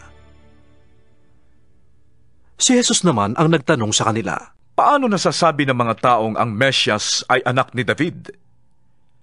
Si David na rin ang nagsabi sa aklat ng mga awit, Sinabi ng Panginoon sa aking Panginoon, Maupo ka sa aking kanan, hanggang sa ang mga kaaway mo ay gawin kong tuntungan ng iyong mga paa. Ngayon, kung Panginoon ang tawag ni David sa Mesyas, bakit sinasabi ng mga taong siya'y anak ni David? Habang nakikinig ang lahat kay Jesus, sinabi niya sa kanyang mga alagad, Mag-ingat kayo sa mga tagapagturo ng kautusan na mahilig lumakad ng may mahabang kasuotan at gustong-gustong pagpugayan sa mga liwasan. Ang ibig nila'y ang mga tanging luklukan sa sinagoga at ang mga upuang pandangal sa mga handaan. Kinakamkam nila ang kabuhayan ng mga byuda at ang mahahaba nilang dasal ay mga pagkukunwari lamang. Dahil diyan, lalo pang bibigat ang parusang ikagawad sa kanila. 21 kabanata. Pinagmasdan ni Jesus ang mayayamang naguhulog ng mga handog sa kahong lalagyan ng mga ito sa templo. Nakita rin niya ang isang mahirap na byudang naghulog ng 2 kusing. Sinabi niya sa mga alagad, Ang inihandog ng dukhang babaeng yon ay higit sa inihandog nilang lahat. sapagkat ang inilagay nila ay bahagi lamang ng labis na sa kanila. Ngunit ang ibinigay ng byuda ay ang buo niyang kabuhayan. May ilang tao namang nag-uusap tungkol sa templo. Pinag-uusapan nila ang naglalakihan at magagandang batong ginamit dito at ang mga palamuting inihandog ng mga tao. Kaya't sinabi sa kanila ni Jesus, Darating ang panahon na ang lahat ng nakikita ninyong yan ay iguguho at walang maiiwang magkapatong na mga bato. Tinanong nila si Jesus, Guro, kailan po mangyayari yun? At anong magiging palatandaang yun ay magaganap na? Sumagot si Jesus, Mag-ingat kayo upang hindi kayo mailigaw ni numan. Marami ang darating sa aking pangalan at magsasabi, Ako ang Kristo. At dumating na ang panahon. Huwag kayong susunod sa kanila. Huwag kayong mababagabag kung makabalita man kayo ng mga digmaan at mga himagsikan. Dapat munang mangyari ang mga yon, ngunit hindi darating kaagad ang wakas. At sinabi pa niya, Makikipagdigma ang bansa laban sa kapwa-bansa at ang kaharian sa kapwa-kaharian. Magkakaroon ng malalakas na lindol, ng taggutom at mga salot sa iba't ibang dako. May lilitaw na mga kakilakilabot na bagay at mga kakilakilalas na tanda buhat sa langit. Ngunit bago mangyari ang lahat ng ito, kayo'y huhulihin at uusigin. Kayo'y lilitisin sa mga sinagoga at ipabibilanggo. At dahil sa pagsunod ninyo sa akin, isasakdal kayo sa harap ng mga hari at mga gobernador. Iyon ang pagkakataon ninyo upang makapagpatotoo tungkol sa akin. Ipanatag ninyo ang inyong kalooban at huwag ninyong isipin kung paano ninyo ipagtatanggol ang inyong sarili. Sapagkat bibigyan ko kayo ng katalinuhan at ng pananalitang hindi kayang tutulan o pabulaanan ng sinuman sa inyong mga kaaway. Ipapahamak kayo ng inyong mga magulang, mga kapatid, mga kamag-anak at mga kaibigan, at ipapapatay nila ang ilan sa inyo. Kapupuotan kayo ng lahat dahil sa akin. Ngunit hindi kayo malalagasan kahit isang hibla ng buhok. Sa inyong pagtitiis, ay maililigtas ninyo ang inyong buhay. Kapag nakita ninyong napapaligiran na ng mga hukbo ang Jerusalem, tandaan ninyo, malapit na ang pagkawasak nito. Ang mga nasa Judea ay dapat nang tumakas papunta sa kabundukan. Ang mga nasa bayan ay dapat nang lumabas. At ang mga nasa bukid ay huwag nang pumasok sa bayan. Sapagkat yon ang mga araw ng pagpaparusa bilang katuparan ng mga sinasabi sa kasulatan. Kawawa ang mga nagdadalang tao at ang mga nagpapasuso sa mga araw na yon, sapagkat magkakaroon ng malaking kapighatian sa lupaing ito, dahil parurusahan ng Diyos ang bansang ito. Mamamatay sila sa tabak, at ang iba'y dadalhing bihag sa lahat ng bansa. Ang Jerusalem ay yuyurakan ng mga hintil hanggang sa matapos ang panahong itinakda sa kanila. Magkakaroon ng mga tanda sa araw, sa buwan at sa mga bituin. Sa lupa, ang mga bansa ay masisindak at malilito dahil sa ugong at mga daluyong ng dagat. Ang mga tao ay hihimatayin sa takot dahil sa pag-iisip sa mga kapahamakang darating sa sanlibutan, sapagkat mayayanig ang mga kapangyarihan sa langit. Sa panahong yun, makikita nila ang anak ng taong dumarating na nasa alapaap at may kapangyarihan at dakilang karangalan. Kapag nagsimula ng mangyari ang mga ito, magalak kayo, sapagkat malapit na ang inyong katubusan. At sinabi sa kanila ni Jesus ang isang talinghaga, Tingnan ninyo ang puno ng igos at iba pang punong kahoy. Kapag nagkakadahon na ito, alam ninyong malapit na ang tag-araw. Gayon din naman, kapag nakita ninyong nangyayari na ang mga sinabi ko, malalaman ninyong malapit na ang paghahari ng Diyos. Tandaan ninyo, Magaganap ang lahat ng ito bago mamatay ang lahat ng taong nabubuhay sa ngayon. Mawawala ang langit at ang lupa, ngunit hindi ang aking mga salita. Ang katakawan, paglalasing at kabalisahan sa buhay na ito ay alisin ninyo sa inyong isip. Mag-ingat kayo at baka bigla kayong abutan ng araw na yon at tulad ng bitag, sapagkat darating ang araw na yon sa lahat ng tao. Kaya't maging handa kayo sa lahat ng oras. Lagi ninyong idalangin na magkaroon kayo ng lakas upang makaligtas sa lahat ng mangyayaring ito at makaharap kayo sa Anak ng Tao. Araw-araw, si Jesus ay nagtuturo sa templo. Kung gabi na may umaalis siya at nagpapalipas ng magdamag sa bundok ng mga olibo. Maaga pa'y pumupunta na sa templo ang mga tao upang makinig sa kanya. 22 kabanata. Nalalapit na ang pista ng tinapay na walang pampaalsa na tinatawag ding pista ng Paskwa.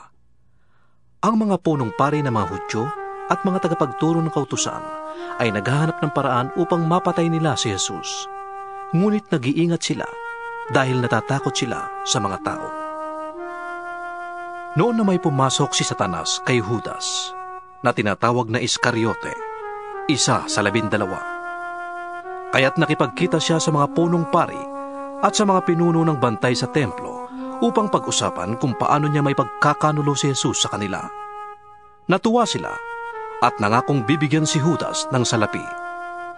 Sumang-ayon siya at mula nooy humanap na siya ng pagkakataong may pagkanulo si Jesus nang hindi namamalayan ng mga tao.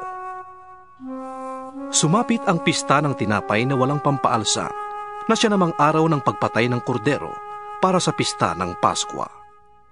Inutusan ni Jesus sina Pedro at Juan. Lumakad na kayo at ihanda ninyo ang ating hapunang pampaskwa. Saan po ninyo ibig na maganda kami? Tanong nila. Sumagot siya. Pumunta kayo sa lunsod. May masasalubong kayong lalaki na may dalang isang bangang tubig. Sundan ninyo siya sa bahay na kanyang papasukan. Sabihin ninyo sa may-ari ng bahay, ipinapatanong po ng guro kung saang silid siya maaaring kumain ng hapunang pampaskwa na kasalo ang kanyang mga alagad. Ituturo niya sa inyo ang isang malaking silid sa itaas na may nakahanda ng kagamitan. Doon kayo maghanda. Lumakad sila at natagpuan nga nila ang lahat ayon sa sinabi ni Jesus at inihanda nila ang hapunang pampaskwa. Nang sumapit na ang oras, dumulog si Jesus sa hapag kasama ang kanyang mga apostol. Sinabi niya sa kanila, Malaon ko nang inaasam-asam na makasalo kayo sa hapunang pampaskwa bago ako maghirap. Sinasabi ko sa inyo, hindi na ako muling kakain ito hanggang sa ito'y maging ganap sa kaharian ng Diyos. Dumampot siya ng isang kopa at matapos magpasalamat sa Diyos, ay ibinigay yon sa kanila at nagsabi, Kunin ninyo ito at paghati-hatian. Sinasabi ko sa inyo, mula ngayon hindi na ako iinom nitong katas ng ubas hanggat hindi sumasapit ang kaharian ng Diyos. Dumampot din siya ng tinapay at matapos magpasalamat sa Diyos ay kanyang pinaghati-hati yon at ibinigay sa kanila. Sabi niya, Ito ang aking katawan na inihahandog para sa inyo. Gawin ninyo ito bilang pag-alaala sa akin. Gayon din naman, dinampot niya ang kopa pagkatapos maghapunan at sinabi, Ang kopang ito ay ang bagong kasunduan sa pamamagitan ng aking dugong mabubuhos alang-alang sa inyo. Ngunit kasalo ko rito ang magtataksil sa akin. Papanaw ang anak ng tao ayon sa itinakda ng Diyos. Ngunit kakilakilabot ang sasapitin ng taong magtataksil sa kanya. At sila'y nagtanungan kung sino sa kanila ang gagawa ng ganoon. Nagtatalo-talo pa ang mga alagad kung sino sa kanila ang kikilalaning pinakadakila. Kaya't sinabi ni Jesus sa kanila, Ang mga hari sa mundong ito'y pinapanginoon ang kanilang nasasakupan. At gusto ng mga may kapangyarihan na tawagin silang mga tagatangkilik ng bayan. Ngunit hindi ganoon ang dapat mangyari sa inyo. Sa halip, ang pinakadakila ang dapat lumagay na pinakamababa. At ang namumuno ay maging tagapaglingkod. Sino ba ang higit na nakakataas? Ang nakadulog sa hapag o ang naglilingkod? Hindi ba ang nakadulog sa hapag? Ngunit ako'y kasama ninyo bilang isang naglilingkod. Kayo ang nanatiling kasama ko sa mga pagsubok sa akin. Kung paano ang Ama ay naglaan ng kaharian para sa akin, gayon din naman, maglalaan ako ng lugar para sa inyo. Kayo'y kakain at iinom na kasalo ko sa aking kaharian. At kayo'y uupo sa mga trono at mamumuno sa 12 angkan ng Israel. Simon, Simon, ipinahintulot kay Satanas na paraanin kayo sa pagsubok, kung paanong ihinihiwalay ng magsasaka ang trigo sa iba. Subalit idinalangin kita upang huwag manghina ang iyong pananampalataya. At kapag nagbalik loob ka na, patatagin mo ang iyong mga kapatid. Sumagot si Pedro, Panginoon, handa po akong mabilanggo at mamatay na kasama ninyo. Pedro, sabi ni Jesus, tandaan mo ito. Bago tumilaok ang manok sa araw na ito, ay 3 beses mo akong ikakaila. Pagkatapos, tinanong sila ni Jesus, Nang suguin ko kayong walang dalang lalagyan ng pera, supot o sandalyas, kinulang ba kayo ng anuman? Hindi po. Tugon nila. Sinabi niya, Ngunit ngayon, kung kayo'y may supot o lalagyan ng pera, dalhin na ninyo. Ang sinumang walang tabak, ipagbili ang kanyang balabal at bumili ng isang tabak. Sinasabi ko sa inyo, dapat mangyari sa akin ang sinasabi ng kasulatan. Ibinilang siya sa mga salarin, sapagkat ang nasusulat tungkol sa akin ay natutupad na. Sinabi ng mga alagad, Panginoon, heto po ang 2 tabak. Sapat na yan. Tugon niya. Gaya ng kanyang kinaugalian, umalis si Jesus at nagpunta sa bundok ng mga Olibo, kasama ang mga alagad. Pagdating doon, sinabi niya sa kanila, Manalangin kayo, upang hindi kayo madaig ng tukso. Pumunta siya ng di kalayuan sa kanila, lumuhod at nanalangin. Ama, sabi niya, kung maaari, ilayo mo sa akin ang kopang ito. Ngunit huwag ang kalooban kong masunod, kundi ang kalooban mo. Nagpakita sa kanya ang isang anghel mula sa langit at pinalakas ang loob niya. Dala ng matinding hapis, siya'y nanalangin ng lalong taimtim at tumulo sa lupa ang kanyang pawis na parang malalaking patak ng dugo. Pagkatapos manalangin, siya'y tumayo at lumapit sa kanyang mga alagad. Naratnan niyang natutulog ang mga ito dahil sa labis na kalungkutan. Bakit kayo natutulog? Tanong niya. Bumangon kayo at manalangin, upang hindi kayo madaig ng tukso. Nagsasalita pa si Jesus nang dumating ang maraming taong pinangungunahan ni Judas, isa sa 12. Nilapitan niya si Jesus upang halikan. Subalit sinabi ni Jesus, Judas, ipagkakanulo mo ba ang anak ng tao sa pamamagitan ng isang halik? Nang makita ng mga alagad ang mangyayari ay sinabi nila, Panginoon, gagamitin na ba namin ang aming tabak? At tinaga ng isa sa kanila ang alipin ng pinakapunong pari ng mga Hudyo at natagpas ang kanang tainga nito. Sinabi ni Jesus, Tama na yan. Hinipo niya ang tainga ng alipin at yon ay naghilom agad. Pagkatapos, sinabi ni Jesus sa mga punong pari, sa mga pinuno ng mga bantay sa templo at sa pinuno ng bayan na naparoon upang dakpin siya, Ako ba'y tulisan at naparito kayong may mga tabak at mga pamalo? Araw-araw akong nagtuturo sa templo at naroon din kayo. Ngunit hindi ninyo ako dinakip. Subalit ngayon ay panahon na ninyo at ng kapangyarihan ng kadiliman.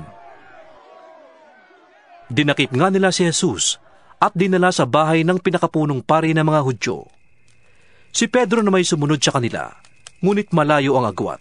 Nagsiga sila sa gitna ng patio at naupo sa paligid ng apoy, at si Pedro ay nakiumpok sa kanila.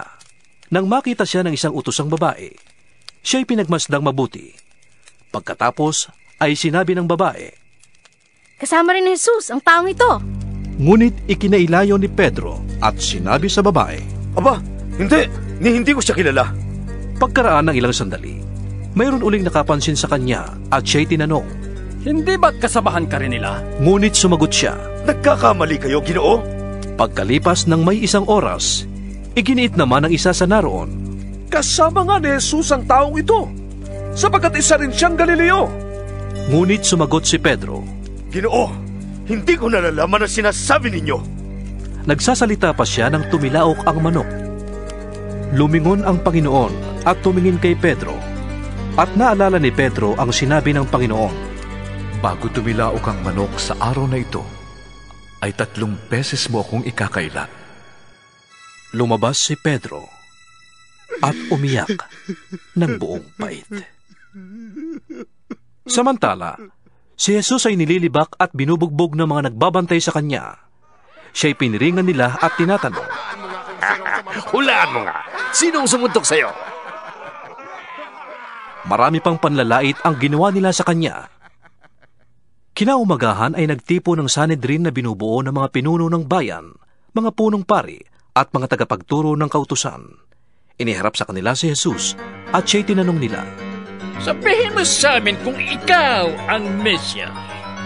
Sumagot si Jesus, "Sabihin ko man sa inyo ay hindi kayo maniniwala. Kung tanungin ko naman kayo ay hindi kayo sasagot. Ngunit sinasabi ko sa inyo, mula ngayon ang anak ng tao ay uupo sa kanan ng makapangyarihang Diyos." Ibig mo bang sabi, ikaw ang anak ng Diyos? Tanong ng lahat. "Kayo na rin ang nagsasabi." Tugon niya, "Hindi na natin kailangan ng mga saksi. Tayo na mismo nakarinig mula sa sarili niyang bibig." Sabi nila. 23 kabanata. Tumindig ang buong Sanhedrin at dinala si Jesus kay Pilato. Siya ay pinaratangan nila ng ganito, "Napatunayan po namin na sinusulsulan ng taong ito ang aming mga kababayan upang makimaksik.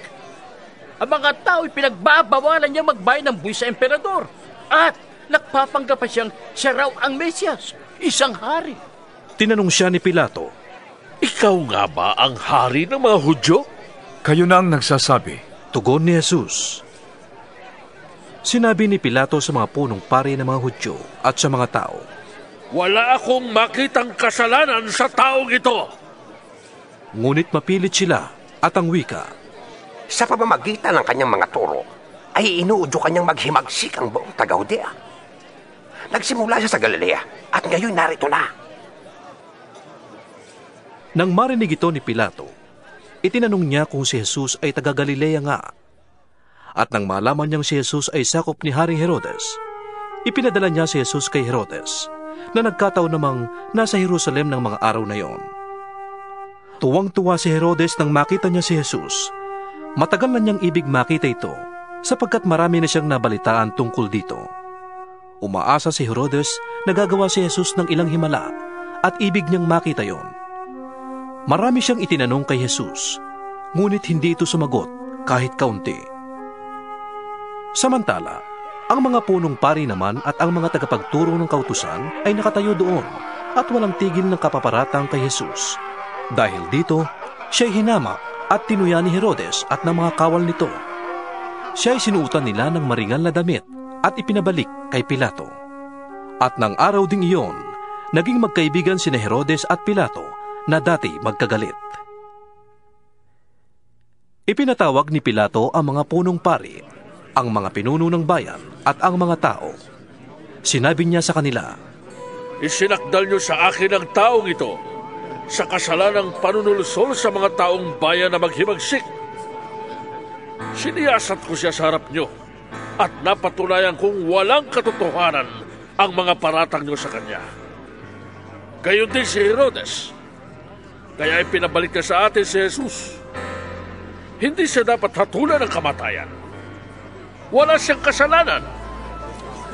Ipahahagupit ko na lamang siya at pagkatapos ay aking palalayain.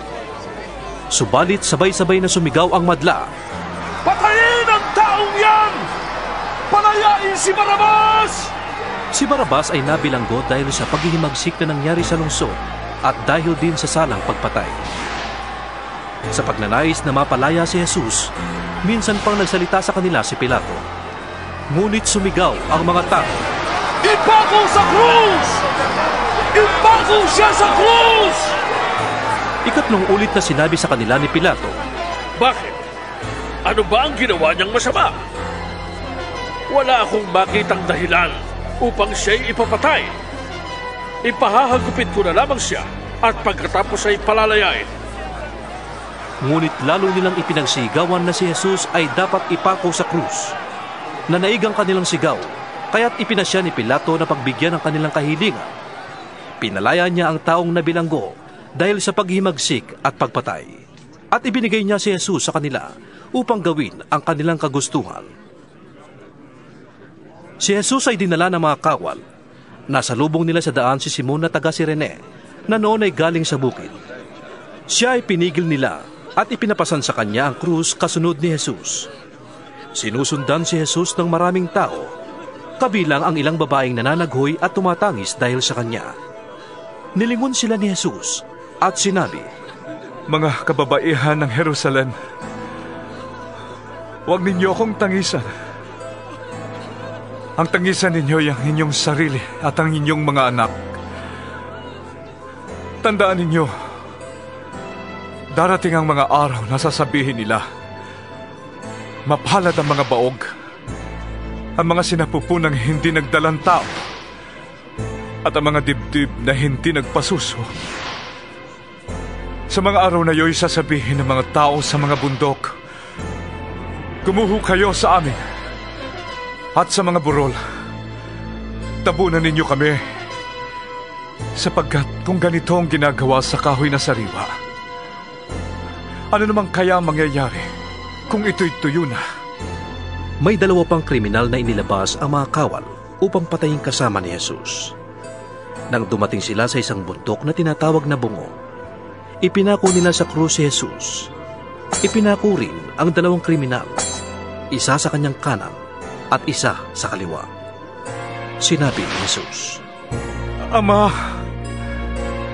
patawarin mo sila, sapagkat hindi nila nalalaman ang kanilang ginagawa. Pinaghati-hatian ng mga kawal ang damit ni Jesus. Sila'y nagpalabunutan upang malaman kung kani-kanino mapupunta ang bawat kasuotan niya. Ang mga tao na may nakatayo roon at nanonood habang si Jesus ay nililibak ng mga pinuno ng bayan. Iniligtas niya ang iba. Iligtas niya ngayon ang kanyang sarili kung siya nga ang Mesyas na hinihirang ng Diyos. Sabi nila. Nilibak din siya ng mga kawal.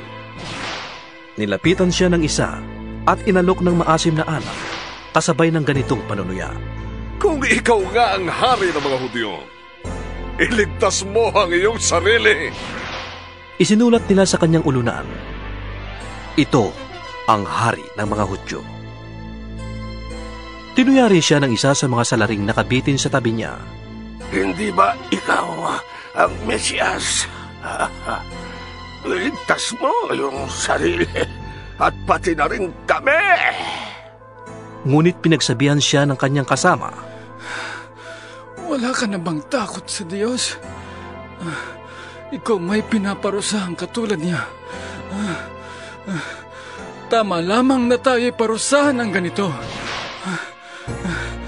Dahil sa ating mga ginawa. Ngunit ang taong ito'y walang ginawang masama. At sinabi niya, Jesus, alalahanin mo ako kapag naghahari ka na. Sumagot si Jesus. Sinasabi ko sa iyo, ngayon din ay isasama kita sa paraiso. Nang magtatanghaling tapat na, Nagdilim sa buong lupain hanggang sa 3 ng hapon. Nawalan ng liwanag ang araw at ang tabing ng templo'y napunit sa gitna. Sumigaw ng malakas si Jesus. Ama! Sa mga kamay mo'y ipinagkakatiwala ko ang aking espiritu. At pagkasabi nito, nalagot ang kanyang hininga. Nang makita ng kapitan ang nangyari, siya'y nagpuri sa Diyos at sinabi niya, Tunay ngang matuwid ang taong ito. Maraming tao ang nagkakatipon doon at nanonood. Nang makita nila ang mga nangyari, umuwi silang lungkot na lungkot. Nakatayo naman sa di kalayuan ang mga kasamahan ni Jesus, pati ang mga babaeng sumama sa kanya mula sa Galilea. Nakita rin nila ang mga pangyayaring ito. May isang lalaki roon na ang pangalay Jose. Siya'y taga-Arimatea, isang bayan sa Judea. Mabuti at matuwid ang taong ito at isa siya sa mga naghihintay sa paghahari ng Diyos. Kahit na siya'y kagawad ng Sanhedrin, hindi siya sang-ayon sa kanilang ginawa kay Jesus. Nagpunta siya kay Pilato at hiningi ang bangkay ni Jesus. Ibinaba niya ang bangkay, binalot ng telang lino at inilagay sa isang libingang inuka sa bato na hindi pa napapaglibingan. Araw noon ng paghahanda at magsisimula na ang araw ng pamamahinga. Sumama kay Jose ang mga babaeng sumunod kay Jesus mula pa sa Galilea. Nakita nila ang libingan at ang pagkakalagay doon ng bangkay ni Jesus. Pagkatapos, umuwi sila at naghanda ng mga pabango at mira. Dahil sumapit na ang araw ng pamamahinga, nangilin sila ayon sa itinakda ng kautusan. 24 na kabanata. Madilim-dilim pa ng araw ng linggo. Ang mga babae ay nagbalik sa libingan, dala ang mga pabangong inihanda nila.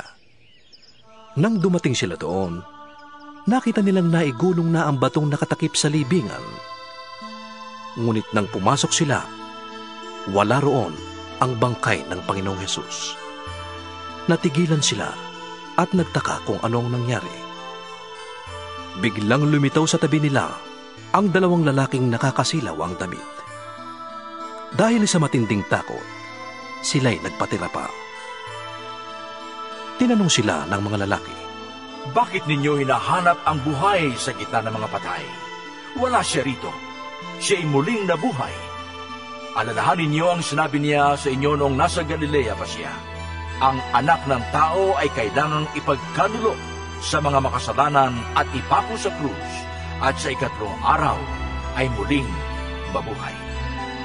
Naalala nga ng mga babae ang mga sinabi ni Jesus nung una. Kaya't umuwi sila at isinalaysay nila sa 11 at sa iba pa nilang kasamahan ang buong pangyayari. Ang mga babaeng ito'y sina Maria Magdalena, Juana, at Mariang ina ni Santiago. Sila at ang iba pang mga babaeng kasama nila ang nagbalita sa mga apostol. Akala ng mga apostol ay kahibangan lamang ang kanilang sinasabi, kaya hindi sila pinaniwalaan. Ngunit tumindig si Pedro at patakbong nagpunta sa libingan. Yumuko siya at pagtingin sa loob ay wala siyang nakita kundi ang mga telang lino. Kaya't umuwi siyang nagtataka sa nangyari. Nang araw ding iyon, may 2 alagad na naglalakad papuntang Emmaus. Isang layong may 11 kilometro ang layo sa Jerusalem. Pinag-uusapan nila ang mga pangyayari. Habang sila'y nag-uusap, lumapit si Jesus at nakisabay sa kanila. Ngunit siya'y hindi nila nakilala, para bang natatakpan ang kanilang mga mata. Tinanong sila ni Jesus, Ano ba ang pinag-uusapan ninyo? Tumigil silang nalulumbay at sinabi ng isa na ang pangalan ay Cleopas. Ikaw lamang yata ang dayuhan sa Jerusalem na hindi nakakaalam sa mga pangyayaring katatapos lamang maganap doon. Anong pangyayari? Tanong niya. Sumagot sila. Tungkol kay Jesus na taga Nazaret, isang propetang makapangyarihan sa salita at gawa, maging sa harap ng Diyos at ng mga tao. Isinakdal siya ng aming mga punong pari at mga pinuno ng bayan upang mahatulang mamatay. At siya ipinako sa krus. Siya pa naman ang inaasahan naming magpapalaya sa Israel. Hindi lamang yan. 3 araw na ngayon mula nang mangyari ito. Nabigla kami sa ibinalita ng ilan sa mga babaeng kasamahan namin. Maagang maaga raw silang nagpunta sa libingan at di nila natagpuan ang kanyang bangkay. Nagbalik sila at ang sabi, nakakita raw sila ng isang pangitain. Mga anghel na nagsabing si Jesus ay buhay. Pumunta rin sa libingan ng ilan sa mga kasama namin. At ganun nga ang natagpuan nila. Ngunit hindi nila nakita si Jesus. Sinabi sa kanila ni Jesus, Kay hahangal ninyo, bakit hindi kayo makapaniwala sa lahat ng sinasabi ng mga propeta? Hindi ba't kailangang ang Mesyas ay magtiis ng lahat ng ito bago niya makamtan ang kanyang marangal na katayuan? At ipinaliwanag sa kanila ni Jesus ang lahat ng sinasabi sa kasulatan tungkol sa kanyang sarili, simula sa mga aklat ni Moises hanggang sa mga sinulat ng mga propeta. Malapit na sila sa layong kanilang pupuntahan at si Jesus ay parang magpapatuloy pa ng lakad. Ngunit siya ay pinigil nila. Tumuloy ka na dito sa amin. Malapit na ang gabi, dumidilim na. Sabi nila. Kaya't sumama nga siya sa kanila. Nang siya'y kasalo na nila sa pagkain, dumampot siya ng tinapay at nagpasalamat sa Diyos. Pagkatapos, pinaghati-hati iyon at ibinigay sa kanila. Noon nabuksan ang kanilang mga mata at nakilala nila si Jesus. Subalit siya'y biglang nawala sa kanilang paningin. Nasabi nila sa isa't isa, Kaya pala ganun ang pakiramdam natin. Habang tayo kinakausap niya sa daan at ipinapaliwanag ang mga kasulatan. Agad silang tumindig at nagbalik sa Jerusalem. Naratnan nilang nagkakatipon doon ang 11 at ang ibang kasamahan nila. Sinabi ng mga ito sa dalawa, Totoo nga palang muling nabuhay ang Panginoon. Nagpakita siya kay Simon. At isinalaysay naman ng dalawa ang nangyari sa daan at kung paano nila nakilala si Jesus nang paghati-hatiin ito ang tinapay. Habang pinag-uusapan nila ito, tumayo si Jesus sa gitna nila. Sumainyo ang kapayapaan. Sabi niya sa kanila. Natigilan sila at natakot sapagkat ang akala nila'y multo ang kaharap nila. Kaya't sinabi ni Jesus, Bakit kayo natitigilan? Bakit kayo nag-aalinlangan? Tingnan ninyo ang aking mga kamay at paa. Ako nga ito. Hawakan ninyo ako at pagmasdan. Ang multo ay walang laman at buto, ngunit ako'y mayroon, tulad ng nakikita ninyo. Habang sinasabi niya ito, ipinapakita niya sa kanila ang kanyang mga kamay at mga paa. Parang hindi pa rin sila makapaniwala sa laki ng galak at pagkamangha, kaya't tinanong sila ni Jesus, May pagkain ba kayo riyan? Siya ay binigyan nila ng isang hiwa ng isdang inihaw. Kinuha niya ito at kinain sa harap nila. Pagkatapos, sinabi niya sa kanila, Ito ang tinutukoy ko nang sabihin ko sa inyo noong kasakasama pa ninyo ko. Dapat matupad ang lahat ng nasusulat tungkol sa akin sa kautusan ni Moises at sa aklat ng mga propeta at sa aklat ng mga awit. Binuksan niya ang kanilang pag-iisip upang maunawaan nila ang mga kasulatan. Sinabi niya sa kanila, Ganito ang nasusulat, kinakailangang maghirap at mamatay ang Mesyas, at pagkatapos siya'y muling mabubuhay sa 3 araw. Sa kanyang pangalan, ang pagsisisi at kapatawaran ng mga kasalanan ay dapat ipangaral sa lahat ng bansa, magmula sa Jerusalem. Kayo ang mga saksi sa mga bagay na ito. Tandaan ninyo, isusugo ko sa inyo ang ipinangako ng aking Ama. Kaya't huwag kayong aalis sa Jerusalem hanggat hindi kayo napagkakalooban ng kapangyarihang mula sa itaas. Pagkatapos, sila'y isinama ni Jesus sa labas ng lungsod. Pagdating sa Betanya, itinaas niya ang kanyang mga kamay at sila'y pinagpala. Habang iginagawad niya ito, siya na may lumalayo paakyat sa langit. Siya'y sinamba nila at pagkatapos ay masayang-masaya silang bumalik sa Jerusalem. palagi silang nasa templo at doon nagpupuri sa Diyos.